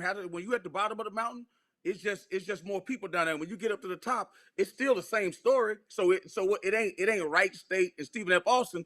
It's Duke and Kentucky. It's the same thing. It's the same. Well, let me finish saying what the kids said because Jimmy wanted to interject. The kids said, we know that's not true, but they want you to hurry up and commit. They would tell you they are about to run out of scholarship. But Jimmy, you saying they do run out of scholarship. But if for a bad dude, they gonna run out. Chris Walker only get 13 no matter what. For a bad dude, you can wait. Understand something. You remember at different points of the recruitment of your road, your journey, everybody out there is going to be required. You're going to take a gamble on yourself. It is going to pay, whether it be a 3-point shot and the coach tell you to run the offense and pass the little Johnny for the last second shot, and you say, I'm open, and you get it and say, damn it, I'm going to shoot this thing. That's a gamble on yourself. There's choices and consequences. Those young men, there are in many cases, you mentioned Hatter, that dude, if you feel that you are that dude, then you can gamble on yourself and say, no, coach, we're not going to commit to the spring. And see how that works out. If you're that dude, then that school possibly will wait. If they feel you that dude, they will wait on you. If not, then you can't complain at all. Chris, you can take it from there. Let me tell you something, man. Welcome to the real freaking world. Okay? Hey, how about this, man? we got a job on the table, and if you don't take this job, we're gonna hire the other guy. And you can sit there and say, "Oh man, I ain't really gonna hire somebody else." Some young lady come to you, "Hey, you know what? I really love you, but if you don't step up and put a ring on it, I'm going with Ted." Oh, Ted ain't really. I'm just telling you, that's the real world, son. Here's the deal. I got a program to run. I'm not telling you got to rush and do whatever. All I know is I got 2 or 3 other dudes that love everything about our university and would love to be here. You're the only one that's vacillating on the hook, and you're the one I want. But I'm telling you right now, you got to this time to make a commitment. If you don't, we're moving in a different direction. It's not personal. Because here's the thing, as a coach, this is what you know as a coach. The minute that kid has what he wants, he ain't gonna have one problem telling you. And that's even if he tell you, you got to find out on social media that he doing something else. But They I'm cold telling with y'all, it. hey, y'all, you know what? Y'all talking from coach. Jimmy got a relationship with coaches. He worked with coaches. You a coach. I'm just telling you what the kids say. Y'all jumping on the kid and trying to whoop the kids' ass. But Hatter, you keep saying, I keep underlining the word kid. Send a receiver. The kid don't understand business. It ain't personal. It is not personal. You know what a kid don't understand? You know what a kid has never been in, Hatter? Hatter, I got one better for you. Oh, what about this line? No. Let me make my point. I got one better for you because you got that head like Gibraltar. I got to tell you something. So, has a kid ever been in a meeting with you where you and your superior, you and your guys are talking about how y'all gonna recruit a player to get him on board? Has a kid ever sat in a meeting? Has a client or one of your ever sat in a meeting and saw how you do your business and how you prepare for a meeting and how y'all gonna work the room and how y'all have they ever seen that? No. They don't have a clue. No. A high school kid ain't never been in a recruiting meeting and saw how things work and how dudes talk. So they don't understand. So guess what? Oh, they telling me this and that. Homeboy, it's business. Like I It's just not said a personal. second ago, before you wanted to get that little point around, you really reinforced my point. You are trying to tear into the kids because of your relationship as a coach. I know, but guess what? I'm on this particular time. Don't be trying to put me in it. Time I'm going in the meeting. Don't put me in it. Don't put me in it. You're wrong because I used to help my kids make decisions against the college coaches. So that's why I'm trying to tell you. Guess what? Okay, it's another lie. Hold up. You'll start as a freshman. Okay, let me spin it again. Hey, son, here's the deal. Here's what our roster look like. Here's a depth chart, right? This kid here, I thought he was going to develop, hasn't gotten there yet. If you come in and you do what you're supposed to do, I see you have an unbelievable opportunity at starting as a freshman. Here's what he can't account for. So when you tell a kid that, guess what that kid do? Man, it don't matter if I go to the gym. It don't matter if I work out. It don't matter if I go to class. It don't matter if I smoke some weed and get caught on a drug test. I'm starting. Nah, homeboy, that's not how it works, Hatter. So I'm not saying, again, a coach is looking at it from a potential standpoint. Yo, man, that kid's a starter. What about this, Jimmy? I'll definitely be here next year. Okay, hey, Hatter, as the truth change, what? As the facts change, the truth change. I know. You know what? I gotta. Come on, Jim. I gotta jump in on this because here's my thing, and this is the fun, and I like it. It's one of those things where it's sad, true, funny. It's like almost like comedy. When you go to a comedy show, you laughing because a lot of the stuff the comics is spewing is true stuff, and you laugh at it because it's just. Now here's my thing. If you just jumped into the Chop Shop, 2 things. First, we want to ask you guys to share the show right now to your social media platform. Right. Give us a share right now, if you would. Just don't take only 1 second. Share it to your page or to your social media platforms if you're on the YouTube feed watching us right now. Secondly, understand something.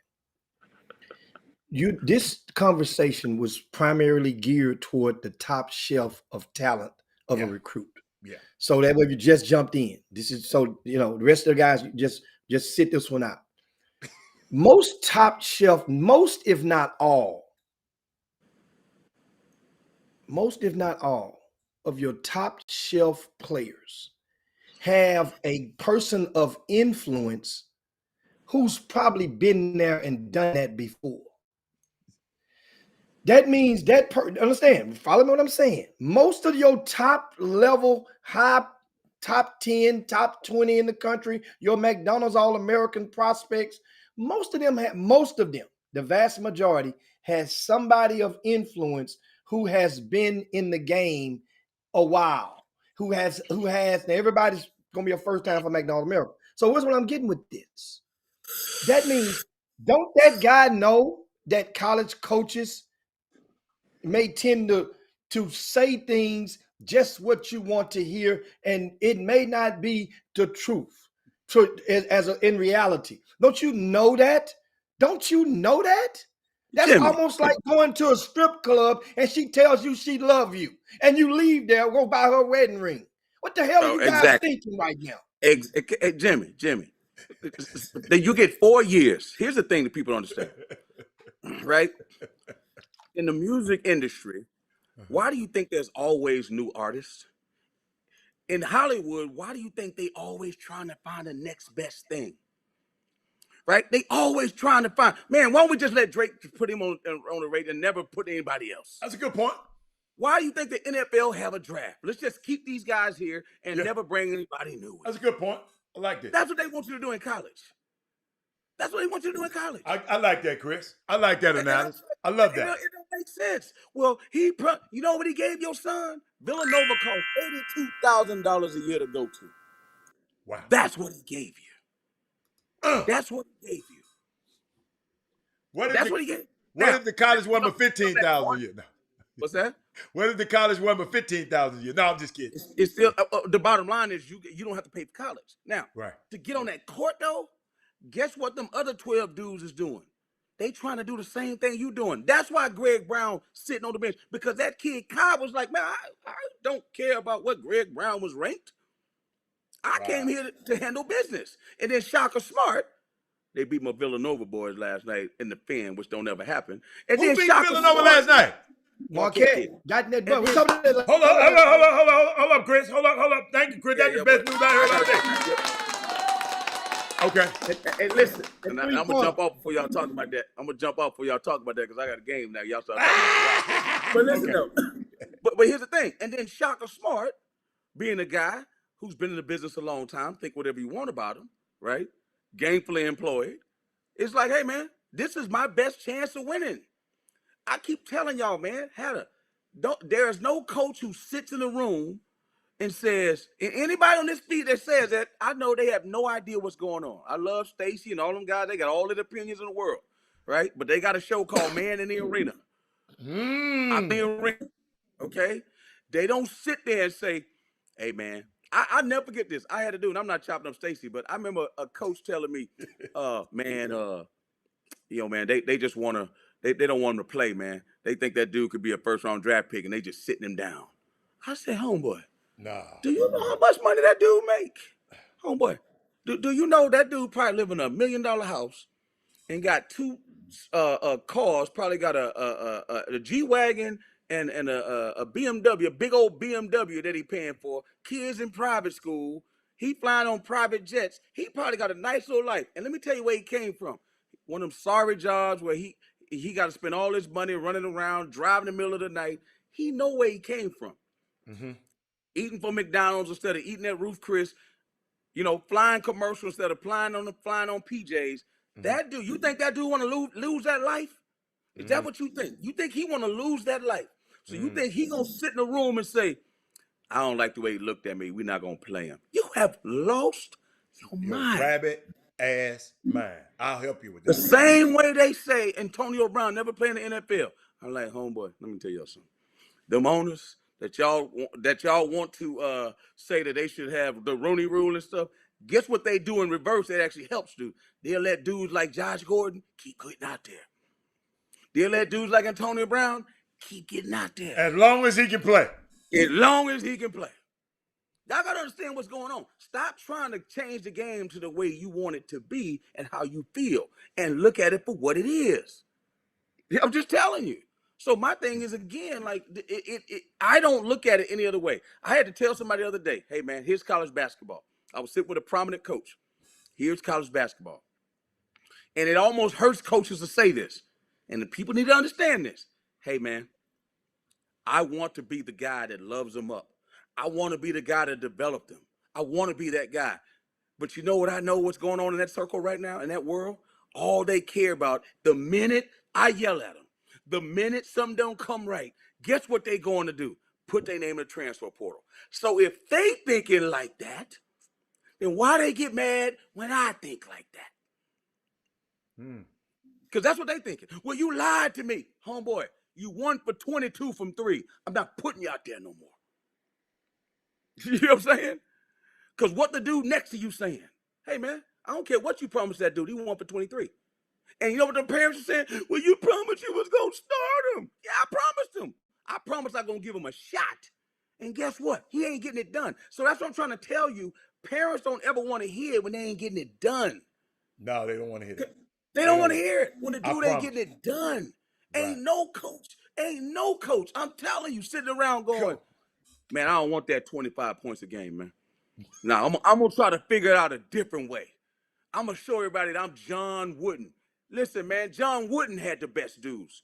You don't, Nick Saban, they can say whatever they want about Alabama. He got the best dudes.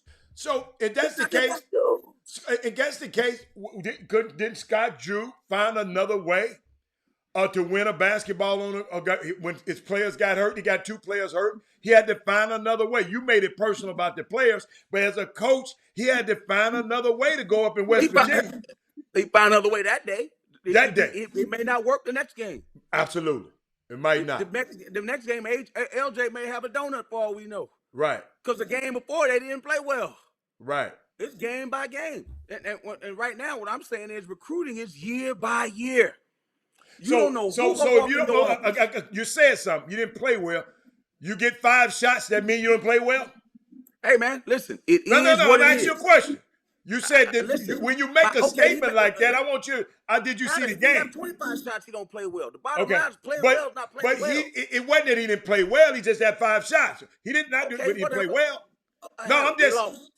I get you. Okay, but when you make a statement, when you make a statement and you if you didn't look at the game, you said he didn't play well. No, but you made a statement. That's all. That's what I'm saying. No, I'm just asking you a question. You say he didn't play well. Okay. Just say it didn't fare as well. Yeah. Listen, if he had 25 one game and he had 5 the other game, what is automatically gonna come to your head? He didn't play well this game. Okay, I got you. That's all I'm saying. Okay, I'm not saying that's why you have to look at the game.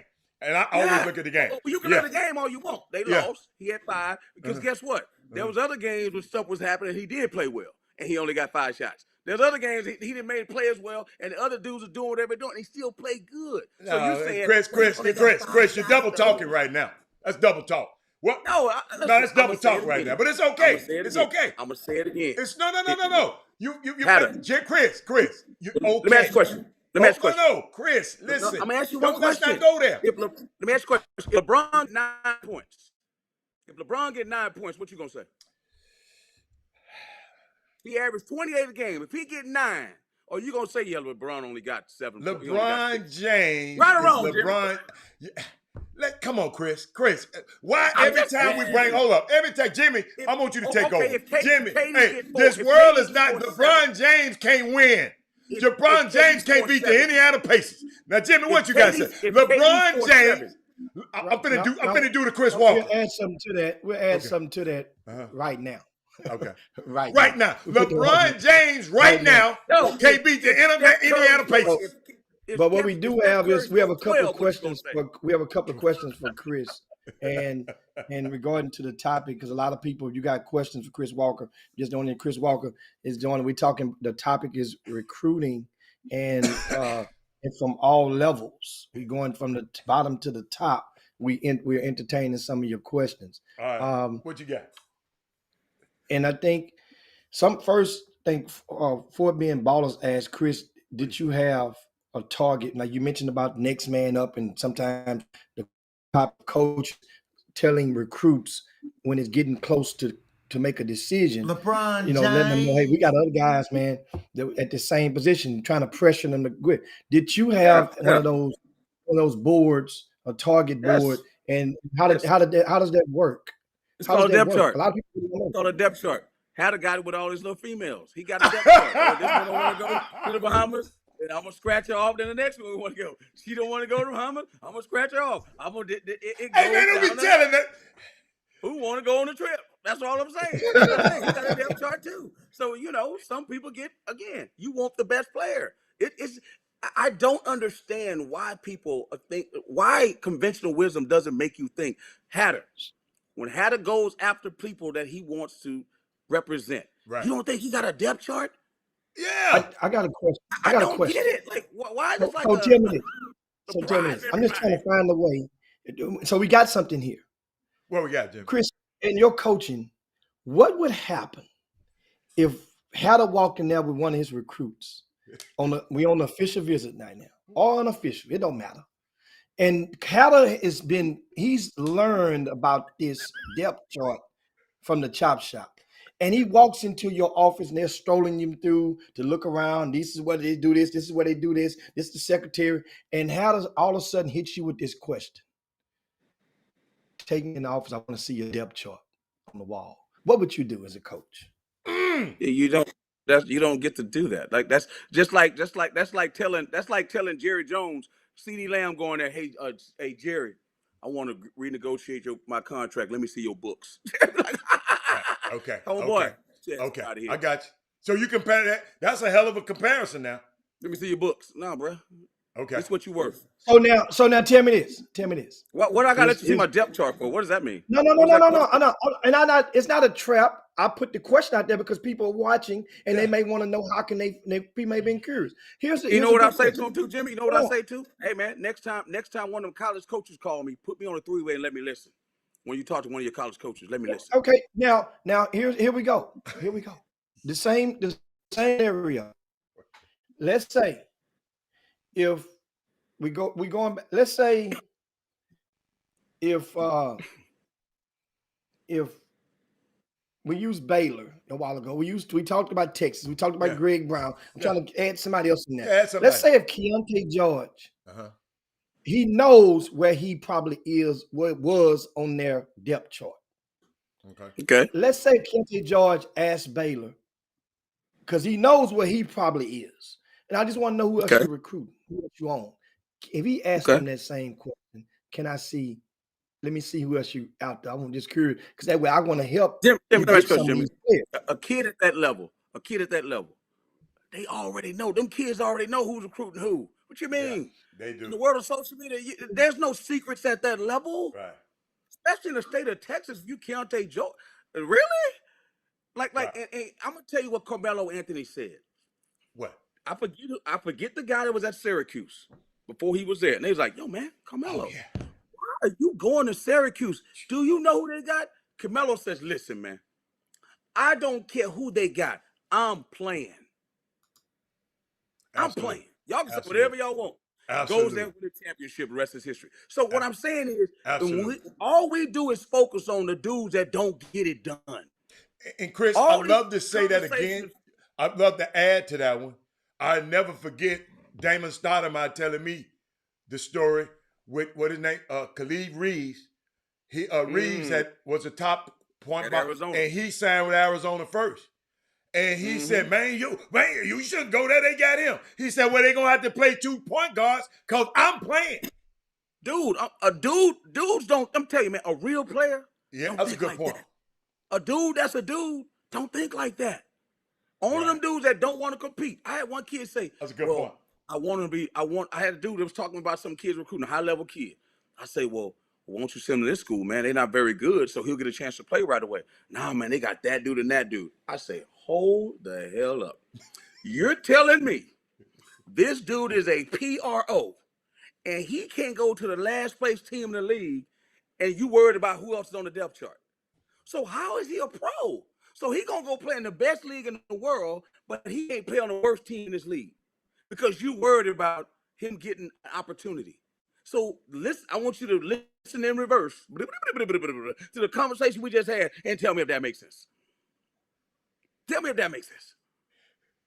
Well, on his high school team, he do this and he do that, and the coach don't like him. He 5'2". I wouldn't like him either. Well, I say, have you ever been to practice? Do you know if he know the plays? Do you know if he know the defensive schemes? All you know is that he can make a three and he can dunk. You don't know anything else, and you like the coach is jerking him. How about he can't remember nothing? Dirk Minifield. That's what we need. Now that's a pro right there. That's a pro right there. Like what?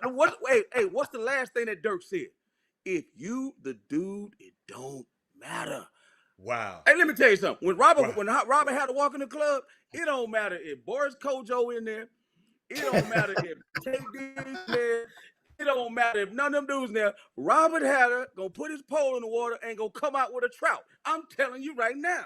Long time ago. Long time ago. Not now, Chris. No, not now. But Yeah, long time ago. No, Robert Hatter. He ain't worried about that. I didn't care. Because at the end of the day, I'm just letting you know, some dudes are getters. Some dudes are what, Hatter? Handlers. I handle mine. I can't stand him, man. I can't stand him. I'm just saying, a real dude ain't worried about that.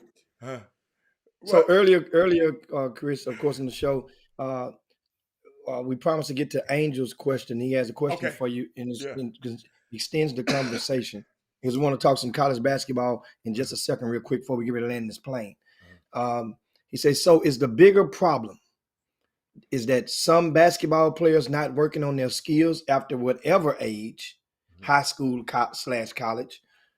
And part two is because continuing education crosses all industries and professions, as you mentioned about an example about the quarterback and improving their skills. So do you think, in other words, I'll paraphrase what Angel's asking you, what I think he's asking you, is it that some players are not working on their skills or continuing to develop it at the same rate once they reach a certain plateau?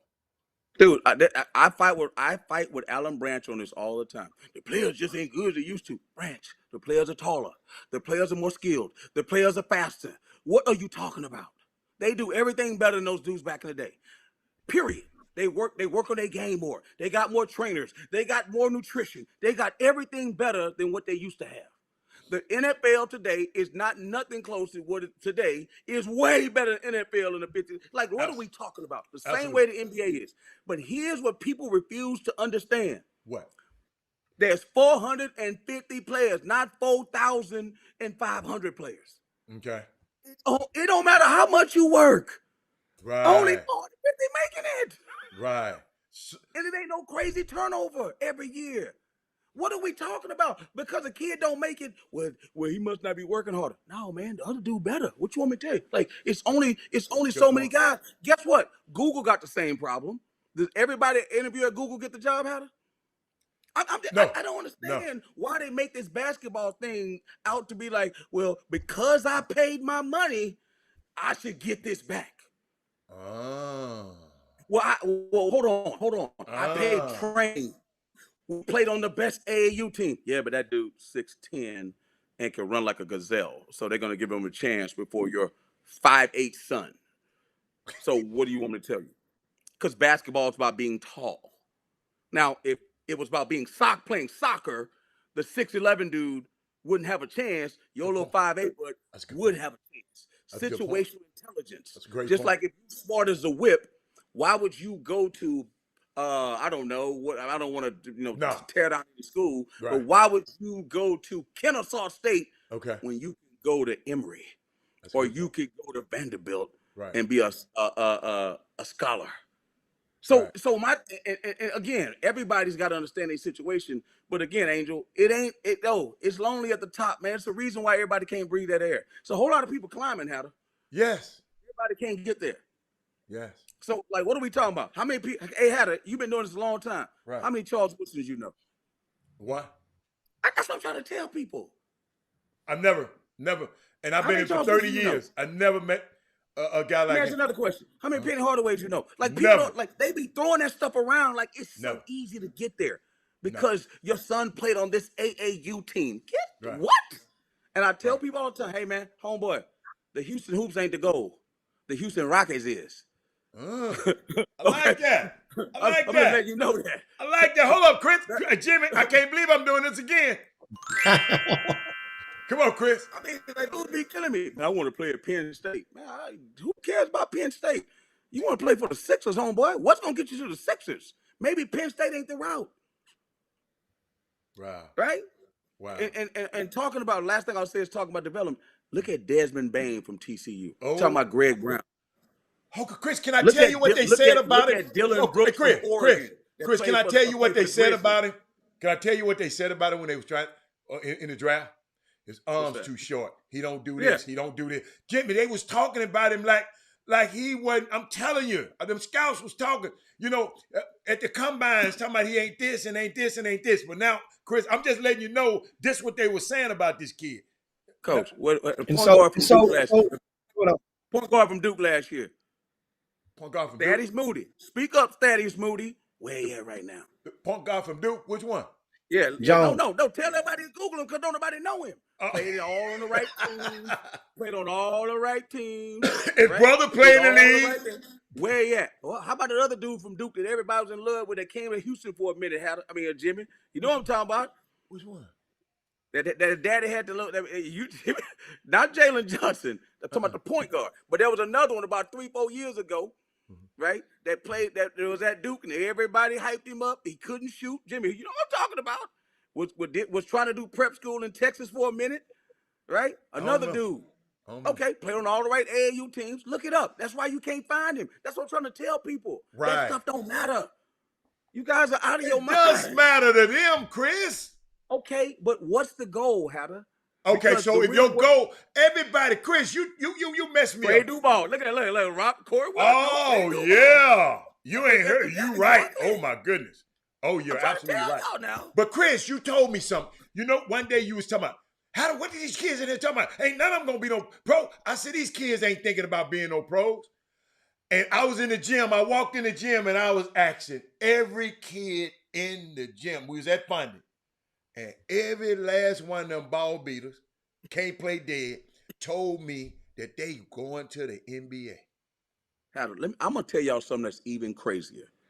And anybody on the Boom Boom Room, Matt Jones, come on, that's a joke. Come on. Anybody in the Boom Boom Room can tell me they can say whatever they want. No, but Matt Jones was another one as well. He went to Duke too. It was two of them. But then when you said prep school, because Matt didn't go to prep school. His sister was better than him. His sister was better than him. So think about this here. Think about this.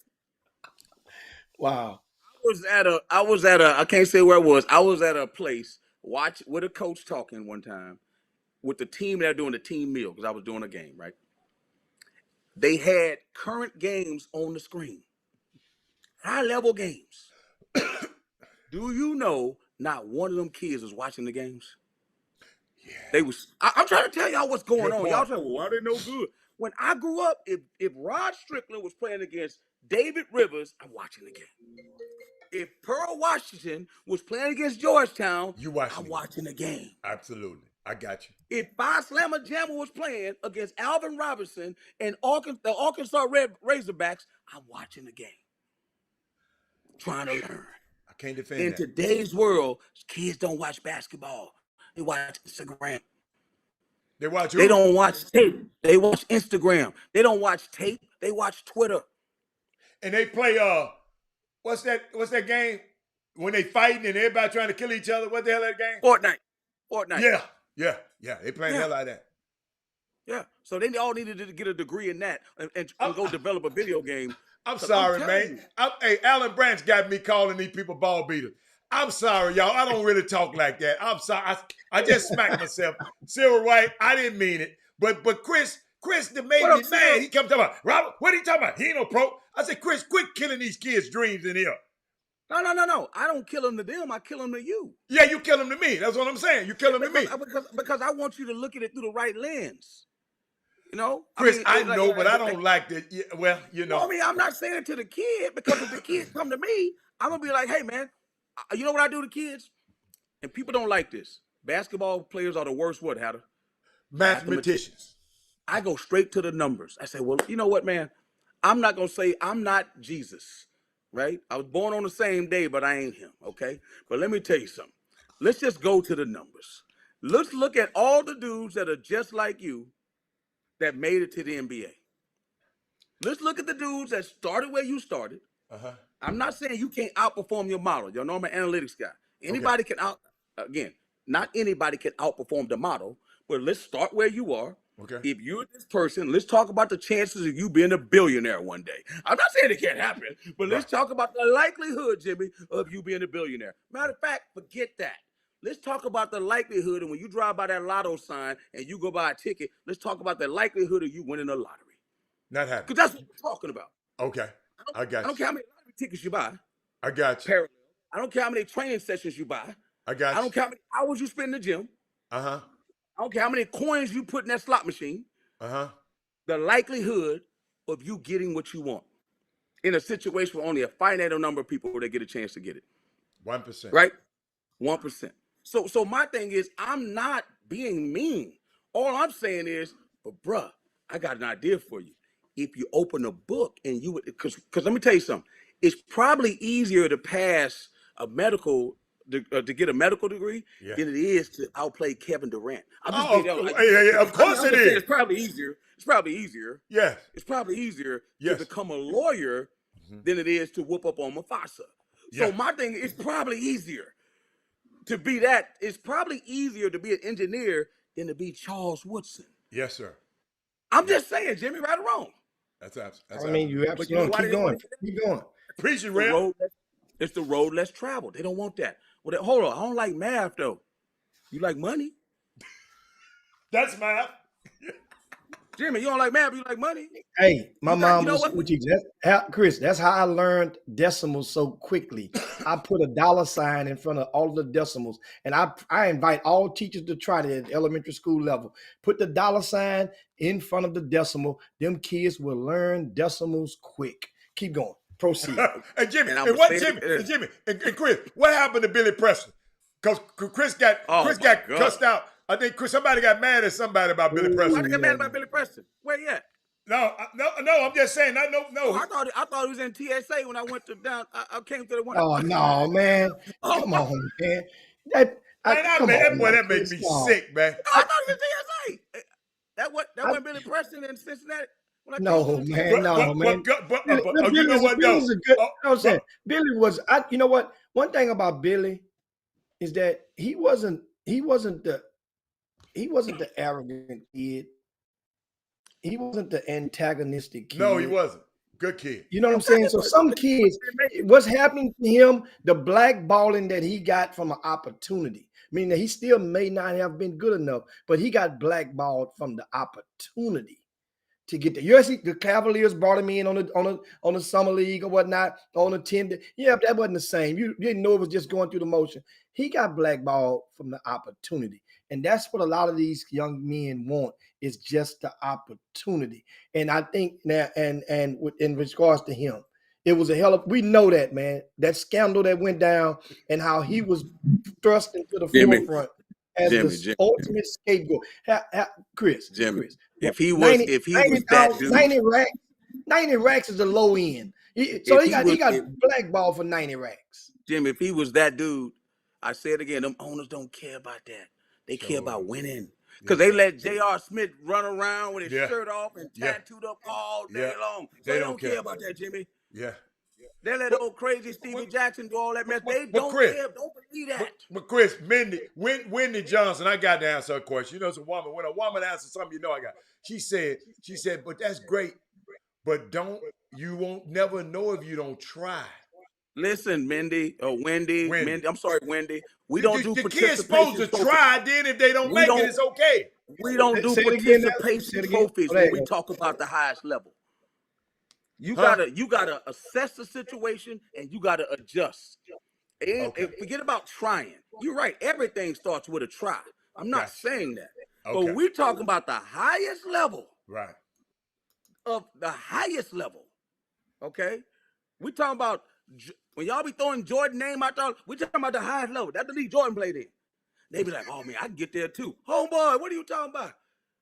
No, man. Only Superman can fly. You can't fly, bro. Like you got to walk like Batman. I don't understand why people in their own personal lives, they will never make decisions the way they try to make decisions and change the system for their kids for a game. Man, life ain't a game, man. Wow. Life ain't a game. Wow. You know? So as Dirk said, what is the alternative for making the NBA? You're right, Dirk. They don't want that one. They don't want to Okay. hear that, Dirk, because when I sit down and tell them that, it ain't sexy enough. It's not. It's not sexy enough. They can sit back and counter all they want. I say, well, okay. Well, in your life or your concentric circle, show me that guy that did it then. How many pros you know? I get on this little screen other than Dirk and Herb and a couple more people. How many pros you know? You done seen a whole lot of kids play. How many pros you know that you can pick up the phone and call? It ain't. Come on, Hatter. How many guys play the NFL, Hatter? How long you been on the dirt? Come on now. Yeah, that's a good point. It's not that easy. And Chris, it's less than 5,000 NBA players in history. It's less than 5,000 in history. How about this? Forget about that, Hatter. Let's do a minutes count. I ain't just talking about the dude that maybe had a 10-day. Oh, okay. Now, minutes or 1 year. Let's talk about some dudes that actually played maybe 3 years. I bet that number goes down like crazy. Oh, it goes down. That's a good point. And everybody thinking you can just get there. Dude, this shit hard. Excuse me. That stuff is hard. I'm sorry, Lord. That stuff hard, man. That stuff, dude. I'm watching Justice Winslow last night for the Clippers. Man, oh, I didn't know. Winslow left here. Okay. When Justice Winslow With the Clippers, yeah. Everybody thought, because his daddy Ricky Winslow, y'all Ricky, because everybody thought Ricky was the second coming. Yeah. I remember Ricky. I thought he was Jordan. I did. But Jordan took his job for the Chicago Bulls. I'm gonna tell you, that wasn't even close. But I'm gonna tell you who before him was the real dude. Who? It was Michael Young at U of H. But Man, Michael got a cup of coffee though. No, I'm talking about as far as like potential. Everybody thought Michael Young was the guy, and people can debate this. Clyde Drexler, Michael Young said, if y'all want me to come, y'all need to recruit this dude at Sterling High School. Clyde Well, Drexler. guess what? I'm telling you. Because that's the same as seeing the draft board. That's what I'm saying. So kids can do that. The recruits can do that. That's what I was getting to earlier. That's what I'm getting to earlier. What you mean, Jim? And I was getting earlier. I was alluding to earlier. Certain kids, if a school that's at the top of that depth chart that Chris described earlier, they have the luxury or the platform to say, Coach, what about so and so? I want so and so. You like so and so, or these two here to come with me? I think I can help you get one of them. Some kids have the capacity, and some coaches will listen if they are good enough. They want that player. They will go and get another guy. They know they all right. Guess what? What's the difference now? Is what is called now package deals. There's been package deals in life. But then a package deal is nothing more than a guy telling another guy or somebody telling somebody, hey, to get him, you got to get him. Hey. There's package deals now. There's been package deals. Look at that's this. going on. And that's what happened with a lot of these guys. A couple of them went to Duke a year before last. That was a package deal. They had got together at USA Basketball and said they was going to play together.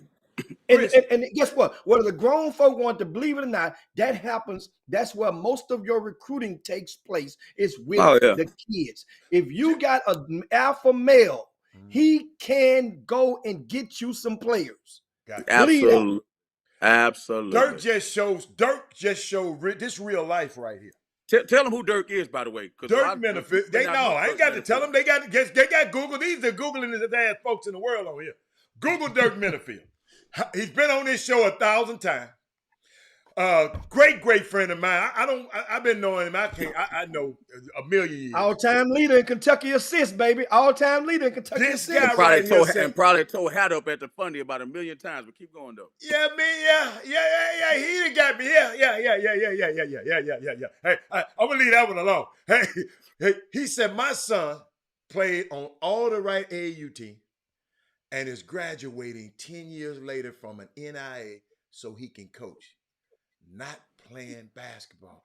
He just letting you know, dude, this stuff, and his son has the distinct opportunity to be able, Jimmy, you tell the story. I'll let you tell the story. He has the record that probably won't be broken because he's played in the most NBPA top 100 camps of any other kid in history.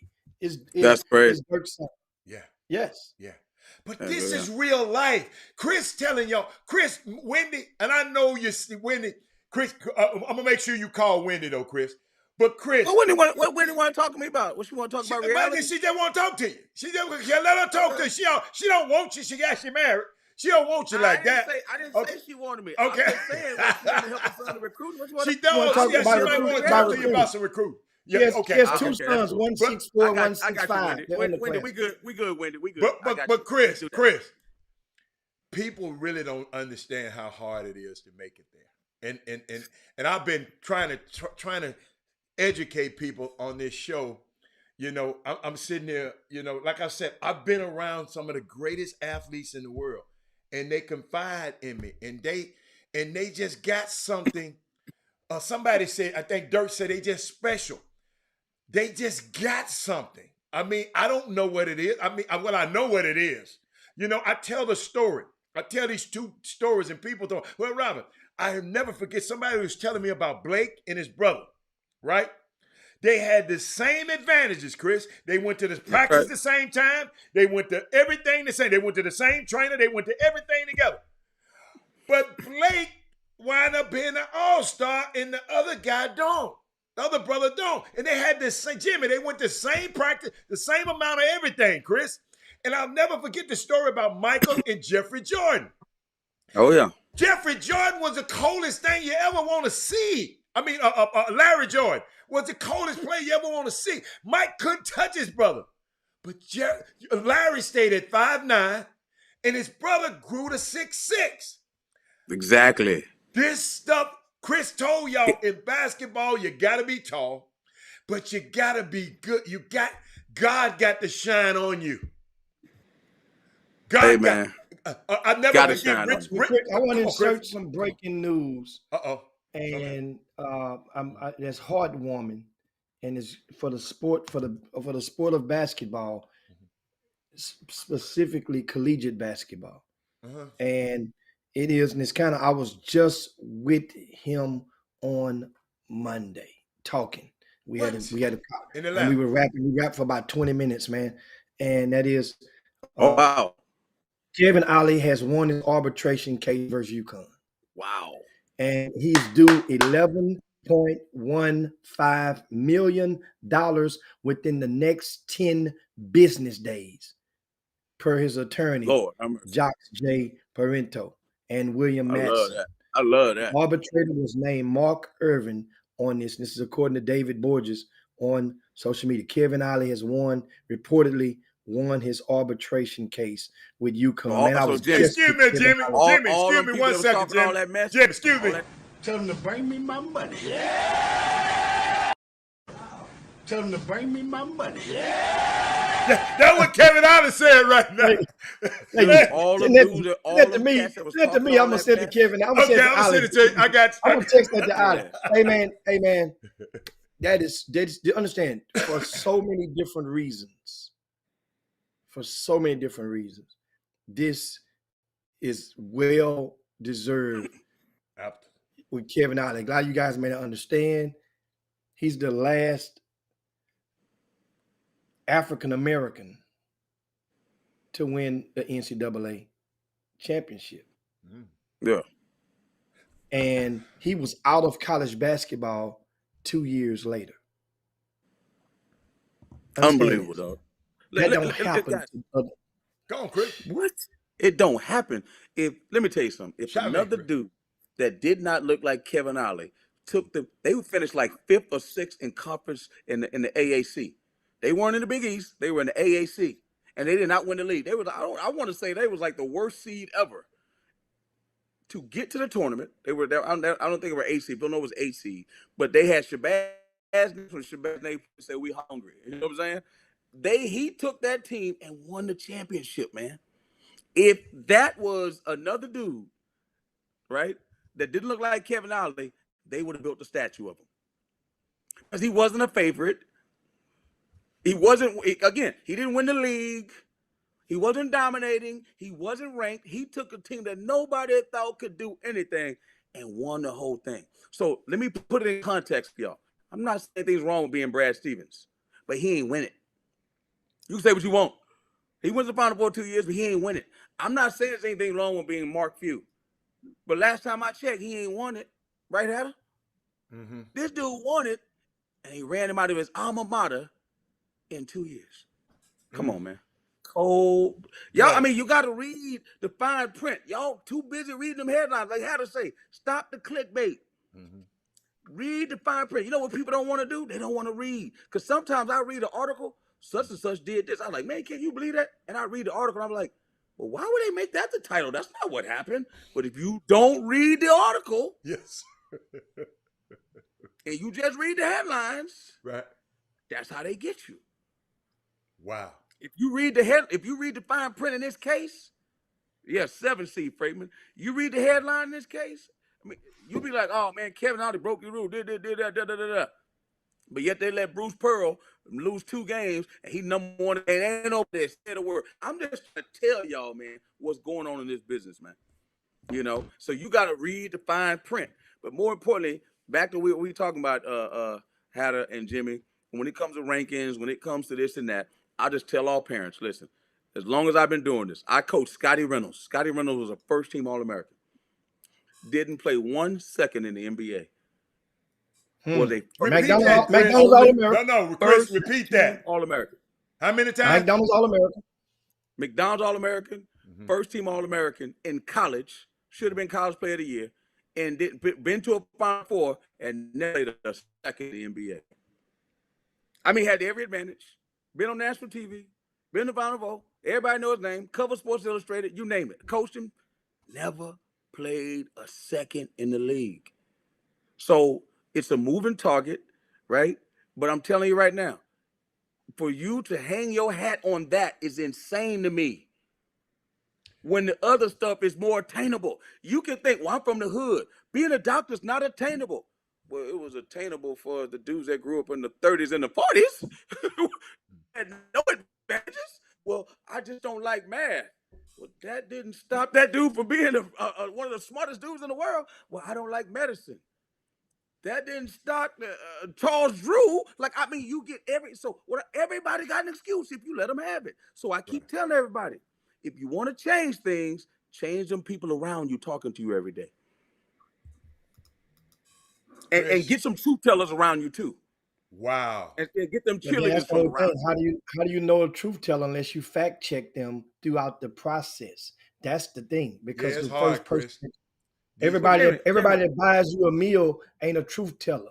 Everybody that gets one right ain't a fact. I Ain't agree. fact.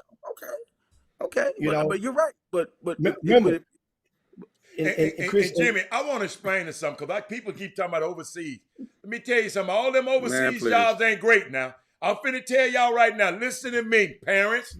Don't be putting that over. Yeah, overseas pro. Yeah, that's a pro. But guess what? All of those jobs are not glamour. I know some people over there still waiting on to get their damn check over there Coach, overseas it right ain't now. even that. Forget about that part. Some of them dudes are making $1,000 a week. Yes. $1,000, $50, $500, $250 a game. Yes. They running away from the real world, man. No, man. They running away No. from the real world, man. It's No. you, dude. Listen, man. I am not like Wendy Johnson. Not all of them. Wendy. We ain't Listen, talking about what not y'all all of trying to them. build? Black people. What we trying to build, black people? Are we trying to build wealth? Stop trying to be on BET. Stop trying to be on ESPN. Is Robert Smith on ESPN? No. So talk about all the billionaires that you don't know the name of, that you never see that. Them people are moving in silence and making money, and all y'all talking about is the dudes on Sports Center. So my thing is, we got to change our focus. We got more of a chance of building our community through the other kids, through the avenues of building generational wealth than through these athletes. You know what the guy told me that? I got a game tonight on CBS. You know what the guy told me there? A financial planner hit me today and how to know this better anyway. He says, man, you know what? I went to the football convention in San Antonio. And I sat down with all these coaches. And you know what they told me? That most of these kids come from the hood or from gangs and this and that. And I'm like, hold on. Oh, I sit with these kids and I talk to them. And I'm like, what the hell is going on? Like, I can't believe that these kids are in college and they from these neighborhoods and they can't get it right and all that. You know why? Because they go to school with these coaches and these coaches are afraid to coach them. These coaches are afraid to teach them. So you know what they do? They let the daddy come in there and talk all that mess as long as he keep running the ball good. They let the mama come in there and talk, because as soon as you can't do it no more, they get rid of you. They don't sit there and live with you and let you learn. Because you know what, Hatter? And to Jimmy, you ain't interested in that anyway. You're not interested in learning. You just going there to get what you can get from it. And then you get mad at the coach because he's just trying to get from you what he can get from you. We don't have that world no more. It ain't about teaching. Hey, man. But I know in this world, and I don't want people to think we talking. Don't you know, I would love for one of the kids out of this community, one of the parents on this feed, to go to the NBA and go to the green room. We want that to happen, Wendy. Absolutely. We just telling you that we've been on here for 5 years. This don't happen all the time. That's Hatter, the don't even point say we're all the trying to time, make. Hatter. Hatter, since you've been on the Chop Shop in 5 years, let's really say what it is. And maybe it's a question for you and Jimmy. In 5 years on the Chop Shop, how many guys from Houston been drafted? Let's just call it Jimmy what it know is. more than me. How many dudes in You 5 talking about years in the NBA? You talking about the NBA? in the NBA been drafted? Okay. In 5 years, I would probably say it's safe to say probably about 5. From Houston. Think about Top. 5 million Now- people in the city. Think about Keep that. The third largest city in America, the most fertile hotbed in basketball. And you telling me maybe 5 dudes get drafted, and you got people running around saying, I'm going to catch me a great white shark. Come on, man. I'm going to catch me an orca whale. You catch orca whales. What the hell you talking about, bro? Like, that don't, nah, bro. No, it don't. Homeboy, they don't have great whites in captivity, bro. like there's certain things You're right. that just You're can't absolutely happen. right. They don't have great whites in captivity. That's why you have to go out there in the ocean and see them. Like you can go see an orca, they can train, but it's certain things that just aren't. Right. So if we can sit there and make that type of conversation, and Jimmy can say that, why would parents look at Jimmy sideways? Jimmy, the point I was making about Justice Winslow. Okay. Justice Winslow, look, who? Everybody thought he was gonna be a can't miss dude. Yes, absolutely. Look what's going on right now. Yeah. Hey, let me tell you another name. Where's Kelly Oubre right now? He's in Charlotte. He was Charlotte. Okay, he's he doing was well. Charlotte. Yeah. Is he? He's doing well. He doing good? Is he? No, he's doing good. Is he? He's doing good. Is he? Hold on, wait. Hold on. I ain't heard his name lately, Hal. No, I'm telling you, that's why Chris messing with you. I Hold was on. trying to stop you from saying that. Whoa. Am I messing with I ain't you? heard his name in a couple of weeks. Don't Thank you worry very about much. You have not heard his name. Jimmy, it's some Chris knows stuff. Chris, quit. Stop it. No, come on now, bro. Throw that out there. Throw that out there. What? So I got to ask the magic question. What happened? Where is Kelly Oubre playing? He's at Charlotte. He with my man. Oh, he with LaMelo? Yeah, he with Oh, Melo. he playing in front of LaMelo, right? Yeah. Oh, no, my bad. No, he played in front of Terry Rozier. That's what he No. No. He played in front of that twin was at North Carolina. No. He don't play for him either. He play in front of the dude from Michigan State. He No, all don't play right, for the Chris. League. No, Chris, leave that man alone. He all right, man. Oh, he play in front of PJ Washington, the one with the. Oh, he don't play in front. Wait, I didn't know he And still see, played. people keep talking about all of them getting paid, Robert Beasley. I get If you. you That's in the NBA, you go get paid. We ain't talking about that. Listen. All I'm saying is we got dudes with supreme talent. Of course, they're getting paid in the NBA, like Greg Brown. But again, if you're not anything close to those guys, if you're not the long, if you're not athletic, if you're not a freak, dude, go to medical school, man. That's right. Yo, But man. I'm saying though, you mentioned Kelly Oubre, and I say he's doing well because I know just last night Kelly Oubre got down. He had like 25. Yeah. So Yeah. I just say I don't know what happened, but whatever happened, he's back. It's like a Kimball Walker. What happened to Kimball Walker? He had to sit down for a minute. He's back. Well, and the team Well, I ain't. think, Chris, when you go to several teams a lot, it's something there, Jimmy. It's when you go to several, it's something there. Especially, I'm really saying, but I'm saying the Houston kids that were the dudes, Jared Vanderbilt. He's doing well. Whoa. He's But he's not doing great, Jimmy. I Jimmy think you is and like- Chris. Chris, explain what you mean. Maybe you need to explain. I'm saying that these dudes that were thought of as gods in Houston, oh my God, he's going to Kentucky. Nah. The only dude that's really putting that work in is that dude in Sacramento. Yeah. That's it. Yeah. That's the only dude putting that work in. Yeah, I'm trying to say that's how hard it is, guys. it's hard. So, when So you Jimmy gotta Butler, do that, Jimmy ain't Butler nobody ain't putting no work in. Jimmy Well, we Butler's talking about not the putting last work 5 in. years. I'm talking about the last 5 years, Jimmy. We talking about recent history, Jimmy. Last 5 years, Jimmy. We talking about Last recent 5 history. years. Recent Recent history. history. Jimmy So Butler's my a point killer. is, Yeah. if your son is a dude that ain't even being recruited, he ain't even being recruited. Right. If your son outside of Jimmy top 10, really top 5, I'm just saying. We talking about dudes that made it to the league. Now we talking about dudes that made it to the league. Right. Let's stop playing games here. Get that scholarship and go be productive. I don't get it, man. Why people got to get mad? It's not personal. Okay. It's not personal. I'm good, You baby. had it. It's not personal. Jimmy No, say 5 no, it's dudes. not. 5 dudes in 5 years. Hey, let me ask you a question. How many kids you think played basketball in Houston in the last 5 years? 5 years. Wow. How many AAU teams that had a sneaker deal and everybody be like, oh, but he going to this school, man. And all them parents go around, well, we got to be on the sneaker team, blah, blah, blah, blah, blah, in the last 5 years. Come on, man. A get kid from mad, any man. background Don't can get get mad, stereotyped. Don't get mad, man. Herbert D, I don't understand this one. What's that? I don't want people to have. I don't understand this question, right? I don't understand this statement. I'm gonna put it on there and let y'all chop it up. I'm gonna put it on the screen. I don't understand that. Y'all gotta help me with that one. I Talking can't about see it. biases and all that. I ain't getting into that. I don't know.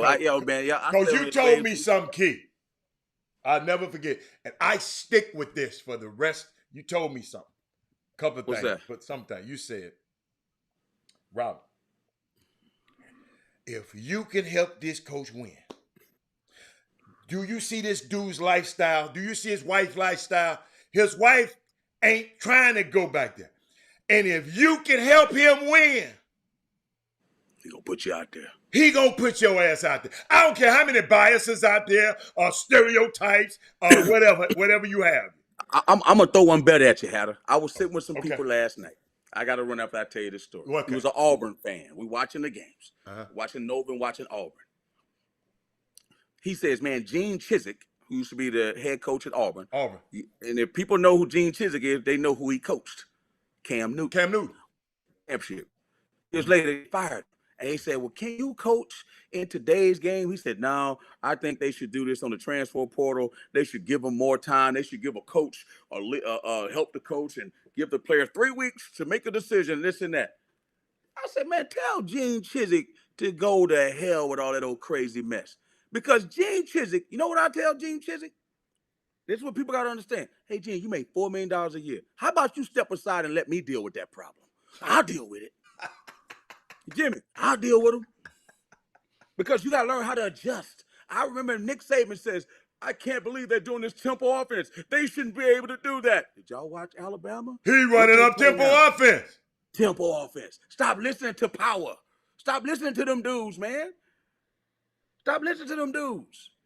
So my point is, that's not what it's all about. You know? Gene Chizik had to fall in line. Gene Chizik, man, we should this. They shouldn't do that. They shouldn't do this. Come on, man. You get paid all that money. Guess what they gonna say? Hey, man, if you don't figure it out, guess what we gonna do, Jimmy? We gonna get somebody who can figure it out. That's what they say. You know what them boosters say? Hey, man, oh Bruce, well, he did what? They say, oh man, you know, old Robert. Sometimes he gets a little anxious, but you know what old Robert does? He wins. And guess what? I like getting on my private jet wearing my Arkansas shirt. Hello. I like to feel good when I write that University of Kentucky check. They got to understand this is about money. Yeah. Damn your feelings. If them dudes got a dude, barring that he ain't did nothing crazy, right? We don't want a guy touching on girls. We don't want a guy shooting off guns. But if that dude got a bad attitude, guess what? They gonna deal with him. He's selfish. Gonna deal with him. He talked back to the coaches. They gonna deal with him. Yeah. Because guess what? Let me give y'all a piece of advice about the National Basketball Association. In that league, they got dudes that touch on women. They got dudes that got guns. And they got dudes that talk back to the coaches. Yes, sir. Thank you very much. Okay? Yes, sir. Yeah. Yes, sir. Yes, sir. Okay? Understand that. Right or wrong, Adam? Chris, thank you for the chop shop. Because guess what? Look what Otha Brown just said. Look what Otha Brown. I'm gonna put it on the screen. He said, took you guys' advice. Took a few of my summer guys to meet Coach Wade and his staff at Lee College. Eye-opening experience for them. The next level is real. That's all we trying to do, man. Man, that's at Baytown Lee Junior College. All we trying to do. Right in the shadows of Houston. That's all that we asking you guys to do, because you skipping it over and making these kids think that they are preparing, understand, for D1 instead of the reality is you're preparing for college basketball for a free education. D3 first. Some of you guys may test out of that. D2, some of you may test out of that. You know what I'm saying? Junior college, NAIA, and it ain't the same what it used to be. Junior college ain't for just non-qualifiers anymore. Right. Remember, we are only merely 3 weeks away from the NCAA making the announcement that there will be no more requirements for college entrance exams for student athletes. Remember that. So that means when that happens, all that's still about how the grades is, what their grades are. All you're going to need is a 2.3.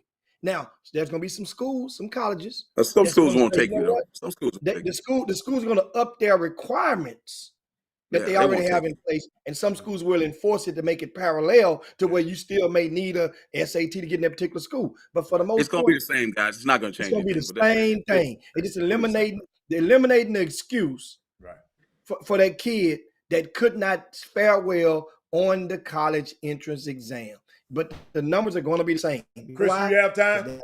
Chris, do you have time to answer that question, Chris?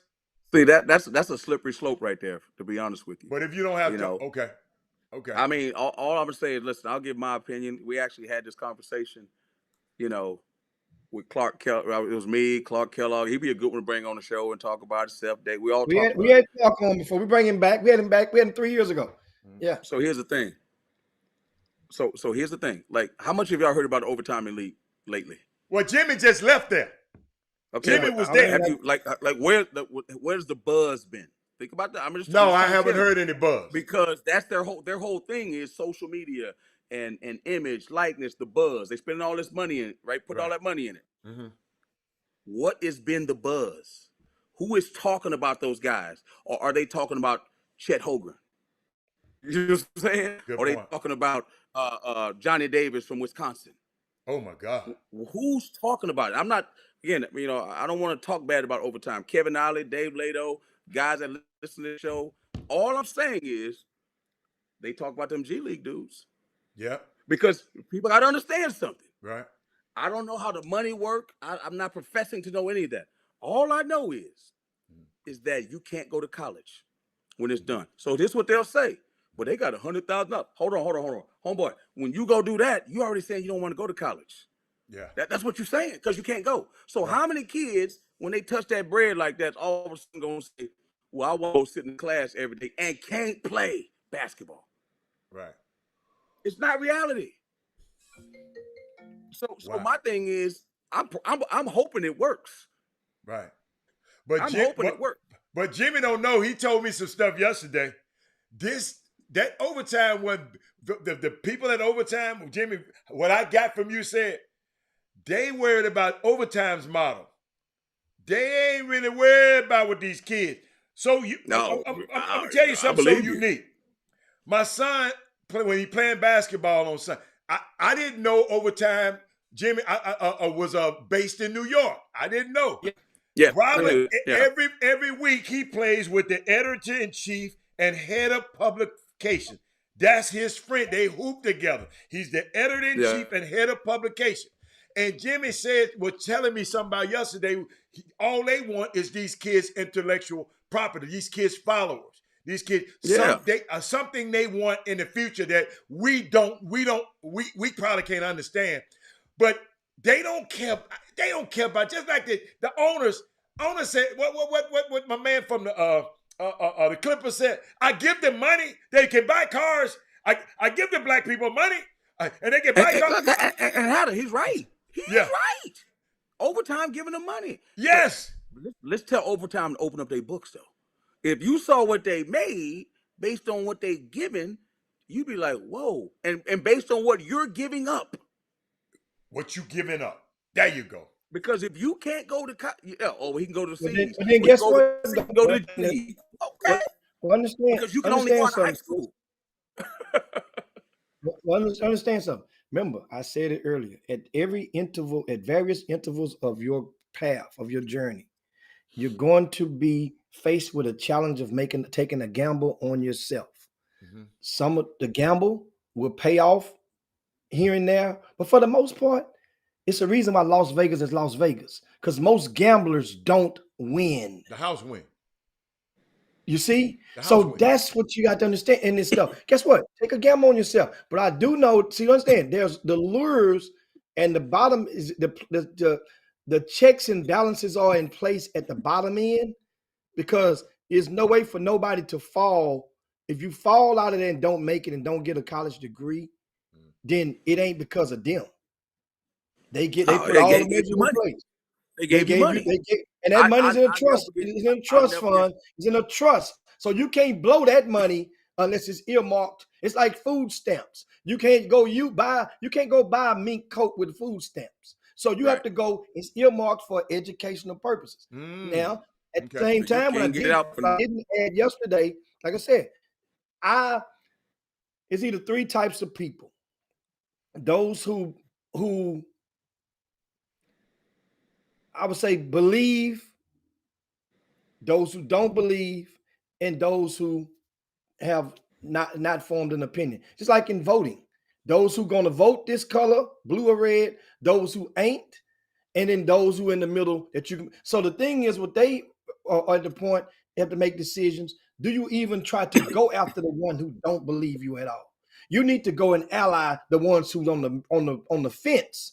Them the votes that you can convert over. You're not going to, you a blue, you're not going to convert a red into your belief right now. You're not going to do it. So that's the thing. Now, guess what? This ain't coming from them. This coming from me. That's what I'm saying. Based on my experience of being there for 72 hours. And I did a full walkthrough. I met with so many. Met with Brandon, the boss. I met with Dave Leto. I met with Kevin Ollie. I met with man, I'm talking about, so many people there. Those kids, every single one of them. Remember, this is a startup arm of the parent company Overtime. It's an arm. It's a limb on the tree. This is not the tree. So every single player that signed up this year has an ownership stake in the Overtime Elite. So 10 years from now, you have an ownership stake. That thing that might be worth, it could be worth maybe 25, 50, 100,000 right now. Well, in 10 years, it could be worth 10 million.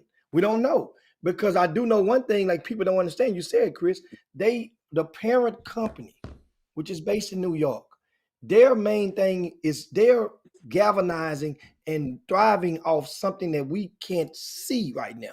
But every time we go, have you noticed lately in the past 6 months, well, after September the 1st, when those laws kicked in, so many people have to ask you, when you go and download an app, go download an app on your phone right now and watch what happens. They're going to ask you now, would you allow us to track your whatever? They're going to ask you a question. Yes or no? It's about and you can check no. They're not going. Back in the days, if you ask check no, they just you couldn't even proceed. Right. They would strong arm you like that. Yeah. Well, there are companies. You go and you guys, got Siri, and you got the what the name, the one that's out with the A. You could talk in Alexa. Your cell phones. What the name was that? Alexa, your cell phone, your Facebook Messenger, those, even Facebook gonna ask you. And some of you be wanting to get in so fast that just click yes. Yes, don't worry. Receive emails and stuff. Yes. Well, guess what? There are companies that thrive off of that intel. Yeah. That intel is valuable. Yes, it is very, very valuable. I'm gonna tell you. So that's what that company thrives off of. I know you got to go, Chris. Chris, I call myself just look at a new golf club, I clicked on it on my thing, looking at my golf club. Do you know the next time I turn on social media, this particular club kept popping in my face on everything. I said, I just did this 2 seconds ago. Yes. Yes. 2 seconds ago, Yes. Chris, and I'm saying, damn. I said, So boy, they I ain't doing got it figured out, man. They got They it. got to figure it out. What game you got tonight, like Chris? that. I went to the Bally store online just to see if they know what's going on. Yeah. And I'll be damned now. All of a sudden on my Google, Bally has a banner on every SEO. damn page. They gonna tear your ass up. Search SEO, bro. SEO. Chris. I got Western Kentucky. I got West Kentucky, Florida Atlantic. Then I got DePaul Creighton on Saturday. But the last thing I'm gonna say about overtime is this. Okay. Again, y'all know I'm heavy on academic, heavy on generational wealth. Jimmy makes a great point about they have ownership stake and all that kind of stuff. Now, here's my thing. I'll say it again. When they leave overtime, they're 18 years old. What happens then? The money for academics is earmarked only for academics. When you leave there, you 18. Well, where you gonna get some money? You're not 24. You're not 28. And again, let's say you have a problem there and you want to leave overtime. Where you gonna go? You can't go to college anymore. Once you've gone there, you cannot go play basketball in college. You have far gone that. Hey, no. What you can do? When you can go overseas? Okay, that's insane. So what I'm saying No, is, I'm playing. Yeah, what I'm saying is people got to understand what's really going on. You make your butt there, it's a wrap. You betting on you, and I'm okay with that. Yeah. But I know what Snoop Dogg said. Snoop Dogg said, hey, man, all these dudes get mad at me. I didn't put every last one of these dudes on my album. I didn't put every last one of these dudes in the studio. I didn't flew them to every concert. I let them open up for me. And don't nobody like them. And they want to get mad at me and say I didn't do enough to help them. I did everything I can to put my homeboys on. Took care of them. Let them stay in my house. They ain't Snoop O-Double. They ain't Snoop Dogg. They ain't the D-O-Double. They not me. You can put overtime. You can do all that stuff you want to get to that league. Overtime can't help you, homeboy. Duke can't help you, homeboy. I'm just letting you know. The G League can't help you, homeboy. No, repeat that one because they're going to miss out on that one. I'm just saying. Duke, the man said Duke can't help you. Can't help you. Paulo Banchero was a pro before he got to Duke. It ain't got nothing to do with Duke. Zion Williamson was a pro before he got to Duke. LeBron didn't need Duke. KD didn't need Duke. Don't believe that stuff. And you don't need overtime. So I'm put overtime what it is, putting money in people's pockets. But don't think that's a direct line to the NBA. Stop that. It's just another avenue that's been created. All I know is when you leave there, Jimmy, you 18 years old, right around, Jimmy. You're 18 when you leave now. Yeah. It's high school. Yeah.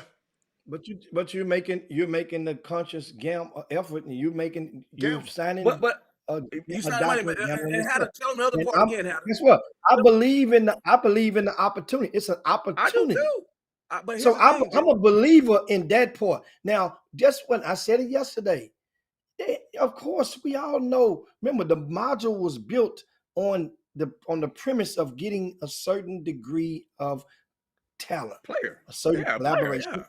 You just said it. So certain kids, it don't matter where they go, they're going to be higher up the chain. Now, for other kids, it's just like grassroots basketball. Every grassroots basketball team, no matter sneaker basketball, the hell with that. The sneaker sponsored teams, every one of them is going to have it's on the average across the country, it's supposed to have at least 4 or 5 high major prospects on the 17. They're doing their job, At least 4 or 5. 4 is a bottom. That's like a D. Maybe. I don't know. Maybe, Jimmy, because you don't have 4 or 5 dudes ranked every year, and that's 10 sneaker No. teams. I'm talking about in the country. When you put everything together, every sneaker sponsored 17U team should have on the average. 4 would be the bottom number of high major prospects. So guess what? That number 8 and number 9 on the team, they're there to make the numbers because you need 8, 9, 10. Those Correct. guys ain't not going to necessarily be a high major prospect, but they're part of the team, so they have the opportunity. Now, reality is going to set in at some point in time. We see it all the time. That last guy on the bench, now guess where they going? How's it working out for him? But guess what? He's the casualties of war. That's the price of doing business. You made a conscious choice. You could have went and played with John Urie.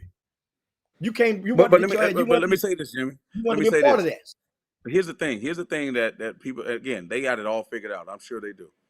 If you graduate from overtime, and I'm sure they're betting on the NBA changing this rule that says you can go straight out of high school. When you graduate, you cannot go to the NBA. What are you gonna do? You can't go straight to the league when you graduate. You got to go do something else, right or wrong, Jimmy. You got to go to Ignite. You got to be 1 year You removed. go to Ignite if they want you. You got to be. You got to be 1 year removed. Most of them on. So what they gonna do in that gap year? That's what you're saying. Well, most of them have 2 year. Most of them have 2 year deals. There's only like 8 of them that are eligible, draft eligible this year. I understand Only that. about So what 8 you're of them. saying is, okay, so they're staying an extra year of high school is what you're saying. They got to go. They got to go back next year. A lot of so they most got of to those stay guys extra gotta come year. back. So they playing. So they basically. Yeah, but that's what they signed up for. It's not like you got to re-up, Chris. They did not re-up, and a lot of those guys signed to a 2 year deal. They prepping at overtime is what you're saying. They prepping. Yes. Yeah. Yes. I mean, And I don't remember, people know that. That's the people need to know that. Yeah, your classes are online, and they have 4 different teachers that are very engaged, different subjects, because the 4 teachers, 4 classrooms, they all go at pretty much the same time. So that way now, each classroom has like maximum about 8 seats at those tables. So that means now you got 7 here, 7 there, 7 there, 7 there. One teacher is allocated toward ESL because they have about 7 international players that's in the program. And so that's that part of that. I forgot what they call it. They don't call it, they call it, some type of studies. But anyway, the school component to go and basically to get your online diploma. That's basically what it's I for. mean, listen, man, listen. I get it. It's based on sports. It ain't got nothing to do with academics. I'm not even listening to that part. That's just what they got to do. No, it's not. No, that's not. No. It's based off intellectual properties of the social media. I understand that, but it's still sports, though, Jimmy. It's still sports. So know what that means? Put it like this. So if you understand something, if you're a kid and you're a parent out there, and your son is out there, and all of a sudden their social media platform is above average, and you can play a little bit to a bit for his talent level, then you are a prospect. You are a prospect. So guess what? I get you. Listen.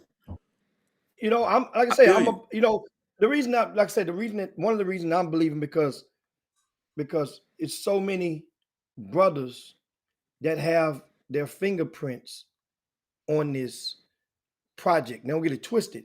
Up top, the owner of the module ain't us. Thank it's you. 2 guys. I was about to say one of them is us. Going somewhere. Yeah.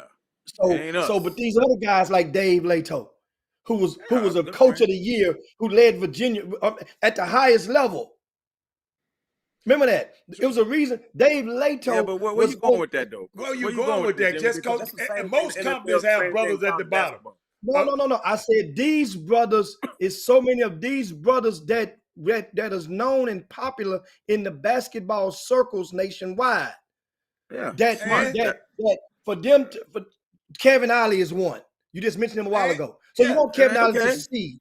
In order to want him to hit a 3-pointer on this or to get a slam dunk, it's for him to succeed. For Dave Leto, he want him to succeed. His success in this right here. He bought into this. For Tim Fuller, you want him to succeed. I know, Jimmy, but I want college coaches to succeed, and they don't run everything, and they're the ones they use black coaches to go get the players. I don't understand that. Guess what? Like as I said earlier, I'll repeat this. I hear what you're saying. It's 3 kinds right now. Either those who believe, those who don't, and don't give a shit about them. No. And then there's those that maybe reserve about that being kind. You just say you want it because I just don't. I mean, that's what you okay. That's your No, that's opinion. not deep. That's not all the reason. I say that's it. We were talking about the top. That is a reason. The kids component, most of those young men are of color. That are there. That's shit. Yes. No shit. We know that. So that for that, That's why I said I didn't want the NFL to And the fail. people that are handling them, and the people that are handling them of color. Hey, Chris, I said that's why I didn't want the NFL to fail. But people, you didn't say that about that. Reason that because it affected me. Because most of the guys, the NFL make more black millionaires than anybody. But well, that's a little bit. That's a little bit. That's a little no, bit. it's not different. It is, Hatter. Think about it. Why you? What's the reason you said? Why? Because it affects you financially. And you saying it because it affects you. Financially. It don't affect me But financially. you say you're doing it for your friend because you know Dave Lato. No, I'm rooting. That ain't a You're rooting. Okay, you're rooting. It's the same thing. The same thing. A financial deposit in your bank account is different than somebody's rooting for a team. I'm just rooting for a team. I agree with that. I'm not getting paid. Yeah, but I mean, you know, that's a different thing. That's a different thing. Chris, go do your I game. hope it work out. I hope it work out for all of them. Me too. But the premise of it is it's counter to some things I agree with. Some things I'm counter to. Agree with that mess. If I don't want and my thing is again, you know, and I know why they doing it, Jimmy. Shit, go No, Dave Lato. That man. I just looked that thing up. That man got in 10 days. Somebody got to get this man $11 million. He gonna be all right if that thing, if overtime goes under. He gonna be all right. David Lato, he's a great coach. He'll go somewhere else and coach. That's all I'm saying.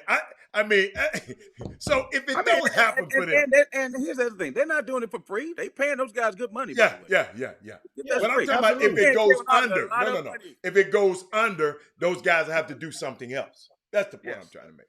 I'm just saying if it goes under for those kids, what are those kids are gonna do?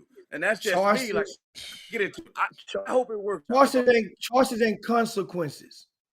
Choices and consequences. Okay. Let me in 10 days, Jimmy. Hey, Jimmy, make sure you call Ollie. Hey, at one time, hey, give me my check right away. I sent it to you, Jimmy. Oh, I got to play it one more time. Kevin Ollie, this for you, baby. I love it. Tell them to bring me my money. Let's get out of here, Jimmy, man. I got to go, man. Hey, guys, hopefully, thank you guys for tuning into the Chop Shop. We went in super duper overtime on this, our longest show of the 2022 year. Yes. The Chop Shop, that's who we are. That's what we do. We educate, we inform you, we even entertain you a little bit throughout your midday sports happy hour. That's what we are, the best 120 minutes of your day. In this case, 180 minutes on today. Shout out for Chris Walker coming to chop it up with us as he does all the weekly, the original founder of the Chop Shop. Yeah. Of course, and also on the side of me, Robert Hatter, myself, Jim Hicks. We'll be right back at you guys on Monday, recapping a lot of the stuff from this past weekend. NFL playoffs back in effect. We'll be down to the Final Four when we come back on Monday. Make sure you share the show on the way out the door of the Chop Shop. Hey, also, Texas Southern University is back in action in Prairie View, hosting Alabama A&M, Alabama State. Shout out to those guys. Much success is wished upon them. TSU has changed their game time. You make sure you go and check your local listings before going out there. Also, rcsports.com. rcsports.com is the place for you to go and get your fix of high school basketball news. Go to that website. And also you have a lot of the VIP news has been updated. The front page, Jeffrey Day has put 2 articles on the front page. And of course, we have a new thing that we've added with Archie Young with Forever Young Films. And he is in the process of implementing and adding video highlights of every single player in the rankings. If you have a player that's ranked on RCS Sports and they don't have a video clip, send us an email. We'll put you with Jeffrey Day and Archie Young so you can get your clips up there. Now it makes it easier for college coaches to see some of the footage from your babies. That's it from now. It's time to slide down Dino's back and yabba dabba do this thing on this baby Friday. Robert Hatter, this is Jim Hicks. See you guys on Monday. Chop shop. We up out here. Jim Hicks.